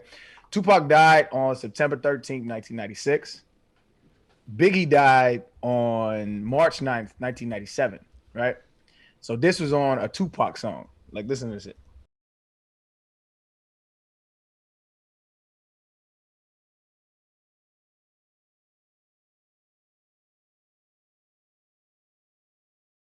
right? Nigga said rest in peace to Biggie Smalls. That's weird. Never really got a real answer as to why that he said that.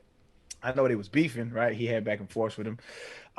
There's a whole bunch of other ones. Like if you look on his intro album in Machiavelli, he had an album right after he died that he was marketing. If you listen like closely on like the very first intro, it says Suge shot me, right? He throughout his entire like discography, there's always like, hints and shit about him getting shot. I think it has to do, subsequently with he was actually shot 5 times in New York, and lived through that. But the autopsy pictures of that, like they seem to be doctored. The car that he was shot in, Suge didn't get one shot in him, and like the whole car was like shot up. There's just like various amounts of like little things here and there, but mostly his music was like real prophetic in the way he depicted his own death and how he was going to die. So there's like been pictures surfaced online about him chilling with Rihanna. Yeah. Which is fucking hilarious, dog. Like you try to be inconspicuous and you get with one of the most famous women in the world. But yeah, I think he's dead, but I can see why people, it's like Billy was talking about. I think people want him to be alive so much that they just, they start to believe in these stories. A crazy one is like I said, he was working on an album and he changed his name to Machiavelli, right? And then there was rumored that the philosopher Niccolo Machiavelli was either wrote about or talked about faking his death. That turned out not to be so true. I couldn't find any literature on it, couldn't find any things alluding to it. He was a philosopher that talked about like the ethics of the state, stuff like that, but nothing like literally actually talking about him faking his death or somebody faking their death or anything like that. So I think it's just like a whole bunch of. He was the ends justify the means guy, right? Machiavelli. That was his whole thing. It's like no matter what steps you take to reach your goal, as long as you reach the goal, it was all worth it. Kind of. Yes and no. He was more so like things are gonna happen how they're happening, like more so like what was one of his famous quotes of like you can't be politically you can't be like a politician and moral, like you kind of have to like untie those two things, like. And so it was like yes and no, like, but he believed in a just state. So it was like weird, he had a lot of conflicting ideas. He was like hated by the state. Like he was hated and loved, and like he was kind of like bouncing back and forth between that. But like he never wrote anything about faking the death. That rumor just kind of sprawled up after Tupac. That seems like a big '90s rumor before everyone had the internet, and like one person said that, and then it was just like, okay, that was, and no one actually just read Machiavelli to find out. Yeah. I mean, like I said, I haven't. I'll be lying if I sit here and read all of it. Like I took philosophy in college, so I think I read some of his stuff. But like even like researching into this, I couldn't find any quote attributed to that. I couldn't find any reading, any document, anything. And so, I mean, it could be out there. If somebody has it, let me know. But I couldn't find anything. I think it's just we just want Pac to be alive. I want Pac to be alive. That was my guy, man. So he goes to a ton of Celtics games. Still. Ain't no fucking way Pac will be a Boston fan, bro.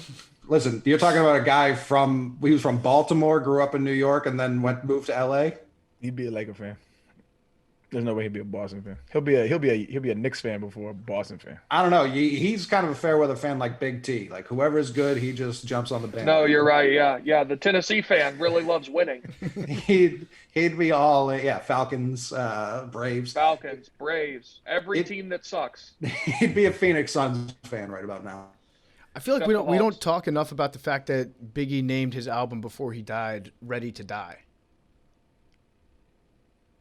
Kind of weird, that was right? a while before he died. Yeah, that was 94, 3, yeah, okay, 4, something like that. He died in 97, which is actually not that long. I think 3 years. Yeah, but I mean, I think that was like the hip hop in the 90s was real morbid. It was like everybody was I'm living the thug life and I'm finna die, that type shit. So it's like, I mean, crime rate was really high in that era. Like, so rightfully so, they was telling the story of what was going on. But yeah. I mean, Tupac being in Cuba, like, think about how many, like, people get out of Cuba. Like, their water's, like, I heard stories about guys in Miami taking cigarette boats and just shooting to Cuba, like for day trips. I like read that on a forum online. What is it, 90 miles? Yeah, it's like 90 miles, but if your boat's going like 45 miles 60, per hour, yeah. Yeah, 60. You're there an hour and a half, like shooting over, partying in Havana. I mean, I think that was another one, right? So Pac was in Cuba. I believe it's his auntie, Asada Shakur, who's a political prisoner, who got levied the accusation of killing a New Jersey cop, I believe, on some turnpike in a shootout.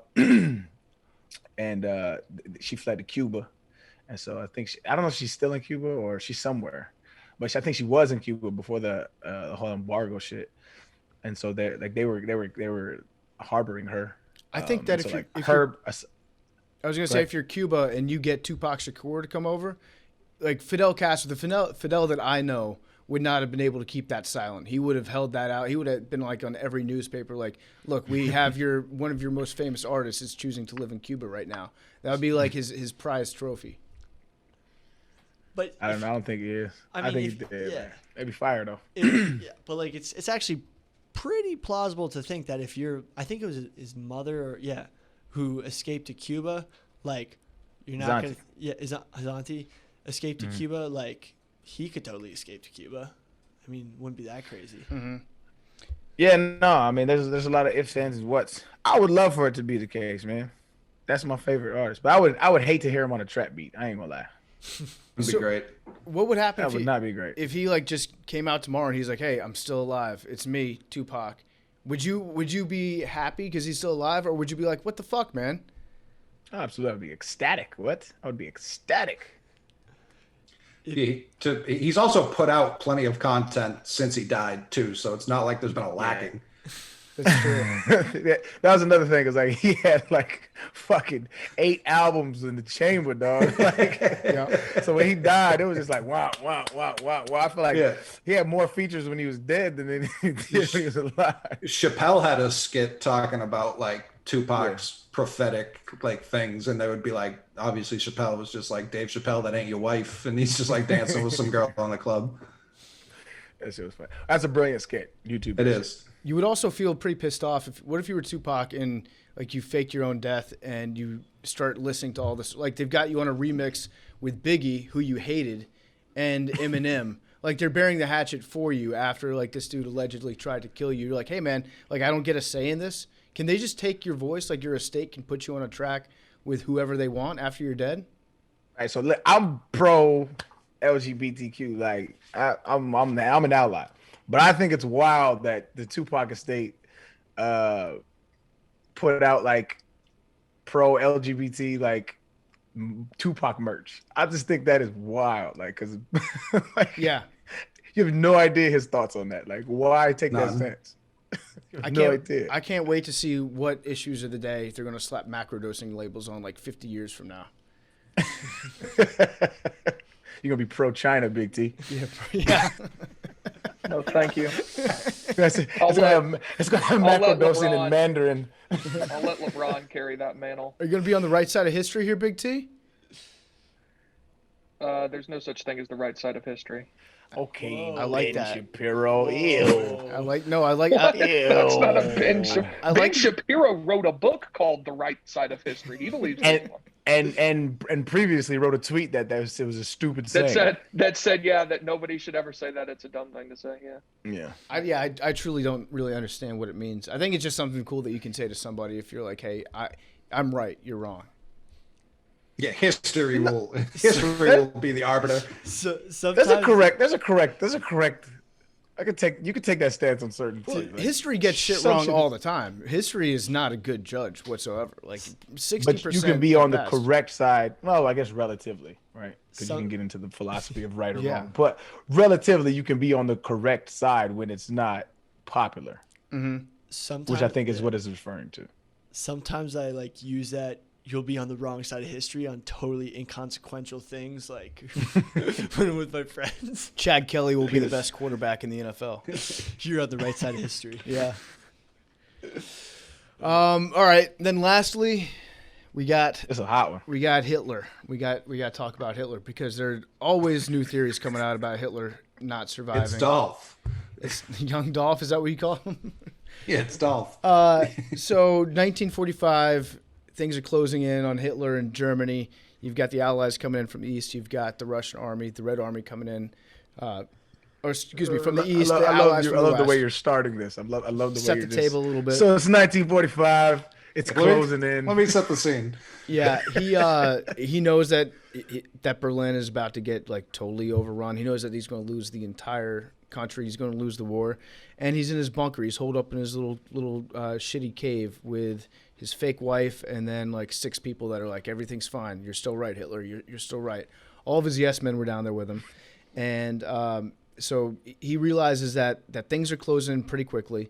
So the story goes that he poisons his dog. Arian, you'd love that. And then he gives. That's a great. Finally, you and Hitler see eye to eye on something. Broken clock is right 2 times a day. The Venn diagram. Hitler's like, what? Arian's coming over? This is great. You open the door. So Like, who's this? You told me H-Man was here. What the fuck? So he kills his dog. He allegedly shoots himself, and then he gives Ava Braun a cyanide capsule as well. And he instructs his agents, his closest confidants, to take him outside and burn his body so that they can't find his corpse. They can't desecrate his corpse, or I don't know what he thought was going to happen. But he told them to burn it, and allegedly that's what happened. And the Red Army found it, but things were so fucked up when they were like, you have 2 massive powers enclosing on Nazi Germany at the same time. You got the United States on one side, you've got Russia on the other, and there's like a war to see who can get to Hitler first, because it's like at that point you can claim that you're the one that won the war if you're the person that kills Hitler. So they're racing in, and there was actually like some communication going on. So Dwight Eisenhower, he hit up Stalin. He sent him a telegram and was like, hey, I know that there were some issues at the start of the war when you and Hitler decided that you were going to divvy up Poland, and your armies ended up getting into a fight. So we don't want that to happen, as both of our armies descend on Germany. So he essentially made a plan, or he suggested a plan to Stalin. Stalin promptly said, okay, thank you for telling us what your plans are. Fuck that, we're going to get there first, and we're going to take him out. So the Red Army got there first. They found his body. They closed off the city. And apparently it was just like a bag of mush that they found outside. They could not identify it. They found a few different bones, but they were burned almost beyond all recognition at the time. And they ended up doing some tests on it, some DNA tests, which there have been some tests that say that it was actually his body. There have been some tests that came back inconclusive. I think all that's really left that they could test was like a portion of his jaw. So they could look up his dental records if they wanted to. But the reason why there's so many theories that it wasn't actually him, there are a couple reasons why. First of all, Stalin actually told Eisenhower that it wasn't Hitler, that they never found his body. At one point, Stalin told everybody that they never found his body. There are a couple reasons why that could have been true. One was that Gregory Zhukov was the commander of the Russian army, and Stalin wanted to undermine him because everybody was paranoid in Russia at the time. So Stalin was looking at this massively popular military general and being like, this guy's going to take my job. I have to make him seem like he's not that great at his job, so I'm just going to tell people that he never found Hitler. Zhukov also kind of went along with that for a little bit and said, we have found no corpse that could have been Hitler's. He was probably, I don't know, maybe trying to throw the United States off at the time too. You never know. And so, yeah, Stalin wanted to discredit his rivals. And when he later on said that we never found Hitler's body, he could have also been trying to put blame on Spain because he was suggesting that Spain helped Hitler get away. And it is actually true that there are a shitload of high-ranking Nazis that got away at the end of World War II. There's tons of them, actually. So Adolf Eichmann is the guy that he masterminded the final solution, and he went into hiding in Austria right after the war. And then he had a monk, a Franciscan monk in Italy, that got him an Argentinian visa and a fake Red Cross passport, and he shipped him down to Buenos Aires in Argentina, gave him an alias, and then he lived there. He got a job at a Mercedes-Benz automotive plant in Argentina, and then finally Mossad agents caught him in 1960. They did a big sweep. Mossad agents are always on the lookout for any of these old Nazis that are down in South America. They found him in 1960, and they doped him up, and they got him dressed up as a flight attendant and brought him on a plane and they smuggled him out of the country and flew him back, I think, to Israel, where they ended up executing him. There was Joseph Mengele, who he was like the worst doctor maybe in the history of the world. And so he got smuggled down to Argentina. And this dude also worked in a mechanical equipment shop. And he lived in Uruguay. And he lived in Buenos Aires. And then when he found out that Eichmann got captured, he went underground. And he just kind of chilled down there until 1979 when he drowned. So he was actually able to live out the rest of his life down there. There's another guy named Franz Stangl, and he was extremely high up. I think he was called the White Death, and he worked for Volkswagen in Brazil until he got arrested in 1967. So there are a lot of conspiracies. They actually had subs made, like submarines designed to smuggle top-ranking Nazis out of Germany at the end of the war. And so there was rumors that Hitler got onto one of those. The fact that they never really found a full body intact makes people think that he might have gotten out of there. But again, it all starts from the fact that we never saw the body, really. And Russia wouldn't share it with anybody. They wouldn't share pictures except for like one or two. They kept it extremely secret. And then you add into the fact that a bunch of other Nazis escaped to South America. I actually don't think it's not impossible. I think it's unlikely, but it's not impossible. And there's just a ton of Germans like a big German population that lives down there. And honestly, like Hitler probably had his most defining characteristic was the mustache, right? So if you just shave your head and you shave the mustache, I don't know, would you recognize Hitler? I probably wouldn't. I wouldn't. Also, back then, I mean, how many people, like, I'm sure there were pictures of him in newspapers and shit, but how many people in Argentina knew what Hitler looked like anyway? Probably a lot of cartoons, a lot of the political cartoons. But again, that was just like a guy with black hair and a mustache. So if now, if you shaved a mustache and your head, like, people would still probably, but back then, if you did that, probably you couldn't tell at all. Yeah, all the pictures were hella grainy, nothing really defined. Like, there's a lot of 1080 cameras out nowadays. It's probably easier to identify. Like, you got Billy over here analyzing ear bone structures or cartilage structures. Yeah. Apparently, they told Stalin also told FDR's chief of staff that Hitler was still alive, but he might have just, again, you can't really trust anything that Stalin's saying because he's just like trying to confuse the shit out of Americans this whole time because he's trying to figure out his next move at the time. And Eisenhower was like the opposite of that. Eisenhower was just like, hey, I'm going to be really honest with you. Promise to be honest with me back. And they didn't really play that game in Russia at the time. I mean, Eisenhower was trying to do he was trying to do the right thing, but Eisenhower at the end of the war was like, we don't really need to take Berlin. Like, we've already crushed the army. We don't need to capture the government or anything like that. We won. The USSR already did, didn't they? They already did take Berlin. Yeah. So the USSR beat us there. I think that's a lot of the propaganda about that war. Is like the U.S. had more to do with overtaking Germany than we actually did, or the Nazis as we actually did. Like, it was more USSR than it was us. Yeah, like the Battle of Operation Barbarossa, like everything that happened in Stalingrad, that makes D-Day look like a walk in the park. The shit that went down there, just some crazy stuff. Like, I think, was it 5 or 6 times as many Soviets died? Dude, like, I think it was a lot more. I think it was something like 1 in 3 or 1 in 2 like Russian men died. Yeah, like it was something insane. They're crazy too. They had an order that was called "Not One Step Backwards," where if you took a step back in the Battle of Stalingrad, they would just shoot you. Your own people would shoot you. I would argue that That's our role insane. in the Pacific and in taking down Italy was a very huge push in the war, but Russia definitely gave like. I'm not saying that we had nothing. Right. We had no, like, that's not what I'm saying. I just think, like, living in America, you would think, Captain America waltzed in there and killed Hitler himself. Like that's just not how it went down.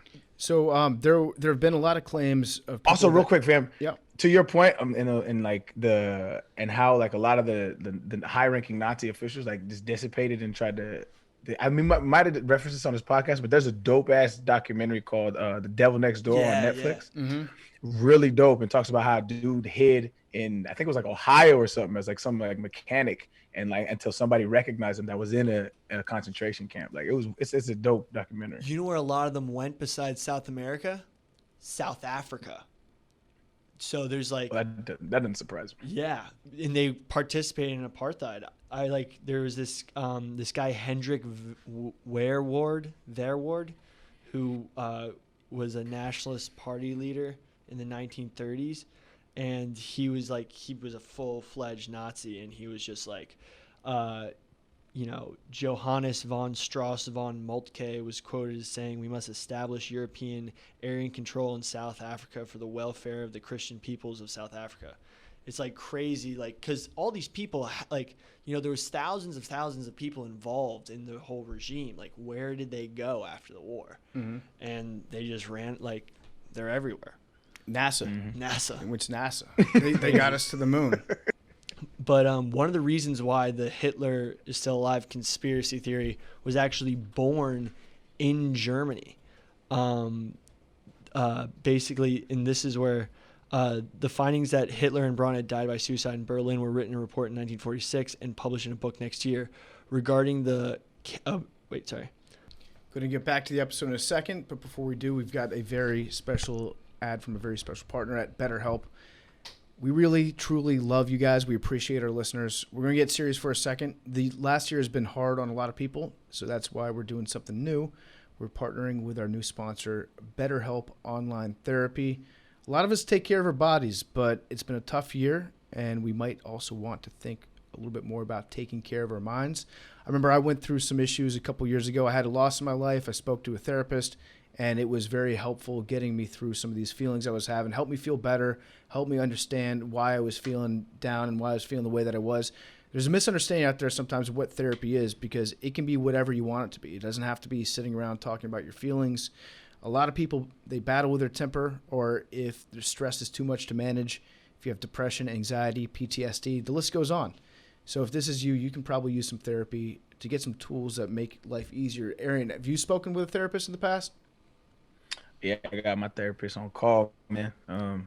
Recently I've been going through a lot lately, and in order to kind of help sort and compartmentalize what I'm going through, I think a lot of times we grew up with the stigma that therapy is for either weak people or broken people or whatever the case may be, and it's just the pathway to healthy mental health, man. It's just a healthier lifestyle, and I'm an advocate for it. I think it's necessary to try to understand yourself and try to bring some peace in your life. For sure. Yeah, if you take care of your body, you should also be taking care of your mind. And everyone's struggling with something from time to time. That's no shame in that. You don't have to tell everyone your personal business, but you can talk to a therapist about it privately. It's a customized online therapy over at Betterhelp. You get video, phone, even live chat sessions. You don't have to see anyone on camera if you don't want to. It's much more affordable than in-person therapy. You can start communicating with your therapist in just under 48 hours. So join the millions of people who are seeing what therapy is really about. It's always a good time to invest in yourself because you are your greatest asset. The podcast is sponsored by BetterHelp, and our listeners get 10% off their first month at betterhelp.com/dose. So get 10% off if you go to betterhelp.com/dose. Basically, so much of the German people wanted to believe that Hitler was still alive because, remember, they worshipped this guy. Like, they would greet each other by saying Heil Hitler, like, hello. And they wouldn't, they worshipped him. So the fact that, like, to them, he was, like, bigger than Michael Jackson. So this sort of idea is kind of based there. Whoa. That's going to get crazy. Hitler was bigger than Michael Jackson? For those people. That's a hell of a debate I don't think anyone's ever had before. Like, no, but who's bigger? But the way that you're phrasing it isn't like who's more recognized. You're doing like who's now from ESPN. Remember when they did it? Actually, I need to collaborate to figure it. No, what's it called? Consolidate. What I'm saying is that these fake death conspiracies always come around people who have huge followings. Yes. Agreed. That's what I'm trying to say. Yeah. And I'm sorry if I Wasn't bigger than sounded. Michael Jackson. I wasn't saying that Hitler was bigger than Michael Jackson. He probably wasn't. There have been a lot of reports about seeing Hitler down in South America over the years, like some seriously credible reports where the U.S. government has sent teams down there to investigate them.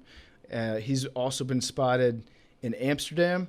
He's been spotted in Charlottesville, Virginia, for some reason. But these are all like reports that we followed. Here it is. He's been spotted in Ireland. He's been spotted in Egypt, where he had allegedly converted to Islam. That would be a plot twist.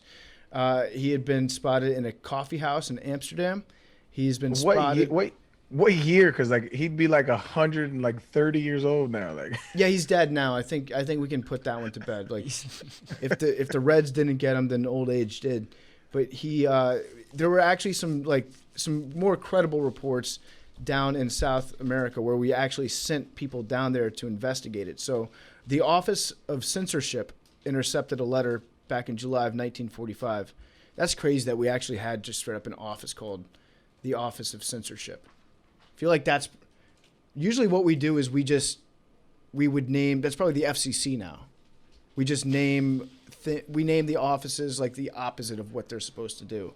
So the Federal Communications, whatever they are, they're just in charge of censoring out. But they caught a letter claiming that he lived 450 miles from Buenos Aires, and they sent a telegram to the American Embassy asking for help following up. And so we went and we checked out this alleged quarters that Hitler was living at, where there was like an underground hideout. They had a stone wall surrounding the compound. They had crazy like code encrypted doors where you'd have to shine a flashlight.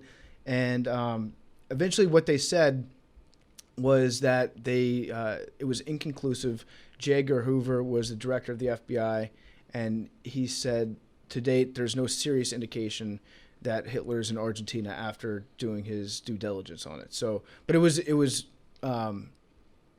catfished. Yeah, J. Edgar Hoover would not have sent a team down to South America if like he believed that was 100% Hitler's body that they found.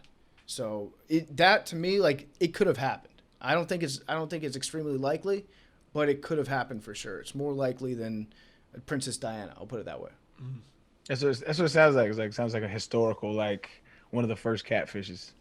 Like we make fun of that shit nowadays, but like they had to investigate it. There was no way to do it other than send people. The reason why Hitler wanted his body cremated and like destroyed so there was no body evidence was because what they did to Mussolini in Italy.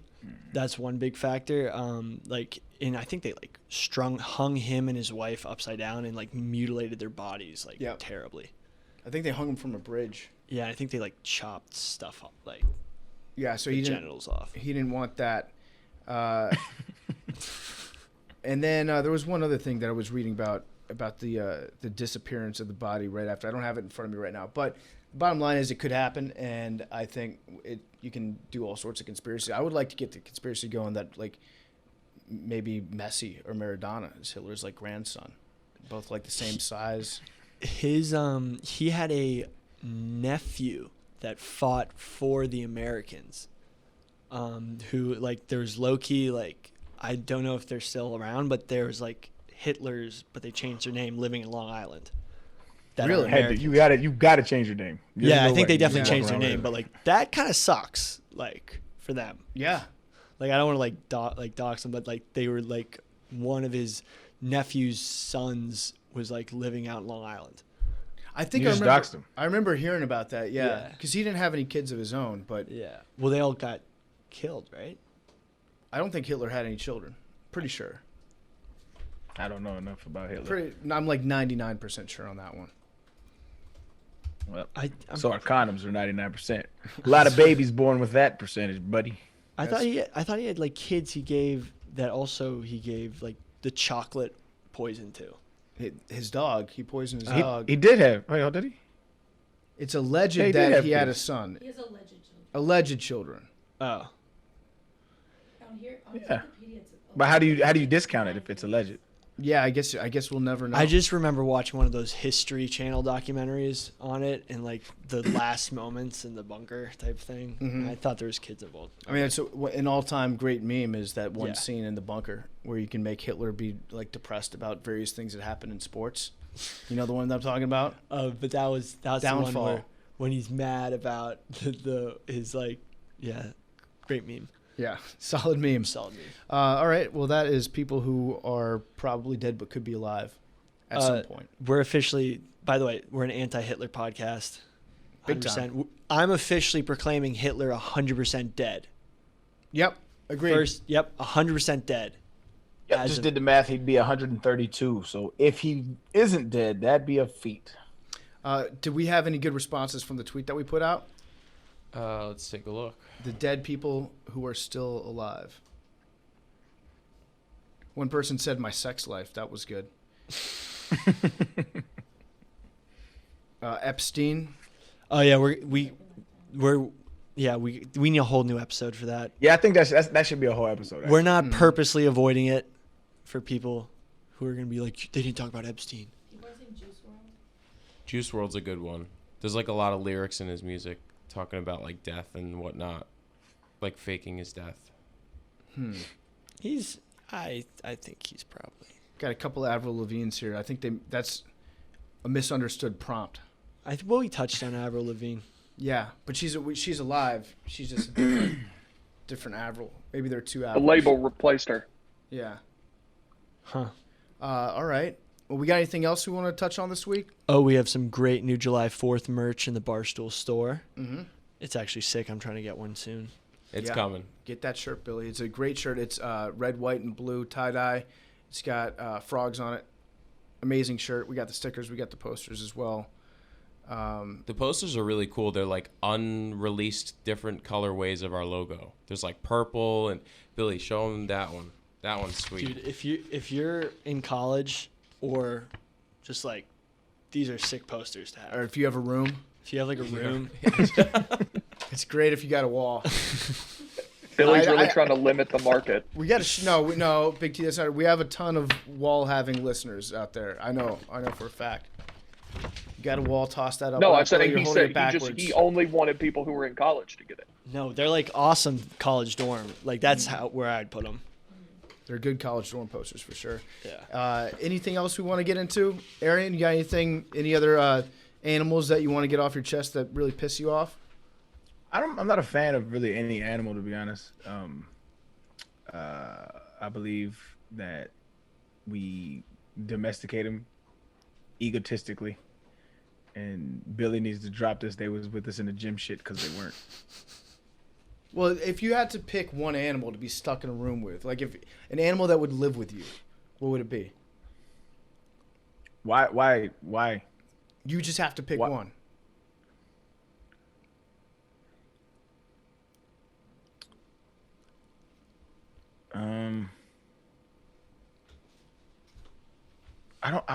Lizard? Yeah, something like an ant. That's not gonna. I'm not gonna see him. That's my I'm not ant. gonna see him. Well, remember, if you think you can kill a wolf, it should just be a wolf, and then you kill it, and then you're good to go. No, bro. I don't think I can kill a wolf. I know that there are wolves out there that I could probably get, given the situation. I'm in a life or death situation. It's with context. I'm not out here hunting wolves. I mean, if Fuck that shit. you ended up killing Lola, though, you know the internet would have a field day. Just like you'd be immediately guilty, just based Couldn't on your care past. You've been very much on the record What if- about how you would Couldn't kill a care wolf. Couldn't care less. I will murder that fucking dog in my house. Lola fakes And her I'll- death, frames you. I'll treat her like Mussolini. I'll string her up from my No, gazebo. no, Jesus. Lola. Oh If you're, my other- God, dude! For All other- right. Look at this. Look at this. She fucking attacked my daughter, my 3-year-old daughter, and you guys over here, no, but you did Lola. Fuck that bitch. It was an I don't care accident. about that dog. Just a If big she- graphic. I'm That's telling you all. right now, if she attacks my dog again, I'm killing this dog. Don't care. Lola, get out. Please. Please, get the fuck out of my house. All right, Her owner is my guy. That's the only reason why she's living. Fuck that. Underwear color too. underwear color. What's Big T wearing? Oh Oh, shit. this is gonna be it's- hard to. this is white. He's wearing white, but that fit, that's got to be white. I've told you before, I don't own white underwear. You might have bought it just for this. Hang on. It's What? That looks white. navy. Is that gray that I see in there? A little gray. A little There gray. might be a gray waistband. Yeah, it's a gray. gray waistband. Okay. Navy. Okay. Are you a boxer brief guy? I you- wear both. We're both. We got a psycho. might have bodies. I What the fuck? made the full-time switch to boxer briefs like 10 years ago. Never going back. Can't go I back. can't even imagine wearing boxers anymore, to be honest with you. Boxer briefs. Or I just wear shorts that have them sewn in. All right, that does it for Macrodosing today. Love you guys. Send us an email. Tell us that we're handsome. And give us suggestions on the pod. What's the email address that we're using now? It's macrodosing@barstoolsports.com. Got it. Macrodosing@barstoolsports.com. We will be back next week. I think we might do a two-parter. So we'll give you some to split up between next week and then 4th of July week. I think the plan right now is that we are releasing an episode, but it's just going to be the second half of what we start next week. That's the plan for right now. So there will be an episode next week and the week after. Tide you over, give you something to listen to on your road trips, wherever you're going for the 4th. But yeah, we will see you next week, and let us know if there's anybody that we missed out on today, people that could have faked their deaths. Well, there's one person. I thought about going down this road. I decided not to. It's probably still too recent. But the dude, Aubrey McClendon, who is the CEO of Chesapeake Energy, he was being indicted for fraud back in 2016. He was also the co-owner of the Oklahoma City Thunder, and he moved the team from Seattle to Oklahoma City. He drove his SUV going like 88 miles an hour into the side of an overpass, just like incinerated his body the day that he was being indicted for fraud. One of the richest people in the United States did this. He was also one of the dudes that's in the Firefest documentary. He gave, what's his name? What's the guy that ran the fire company? He's in jail. Billy McFarland? Billy McFarland. Yeah, he was like one of that dude's early financiers and advisors. And he was also a fraud too. So Aubrey was indicted, billionaire, body burned beyond all recognition. And he essentially had the Oklahoma City Police Department in his pocket because he was the biggest philanthropist in town by a large margin. So if anybody could fake their own death and get away with it, would have been him. I'm not saying that it was him. I'm saying I need to do more homework on it. But I'm just putting that out there. I almost talked about him today, but I didn't. Credit to me for not talking about him today. You're not reporting. You're just saying what you've heard. I'm saying I looked into it, but I am not ready to report on that as of this moment. But we've got people that are looking very strongly into it, Big T. Very strongly. Love that. All right. That does it for Macrodosing. A1 journalism. Love you guys. See you next week.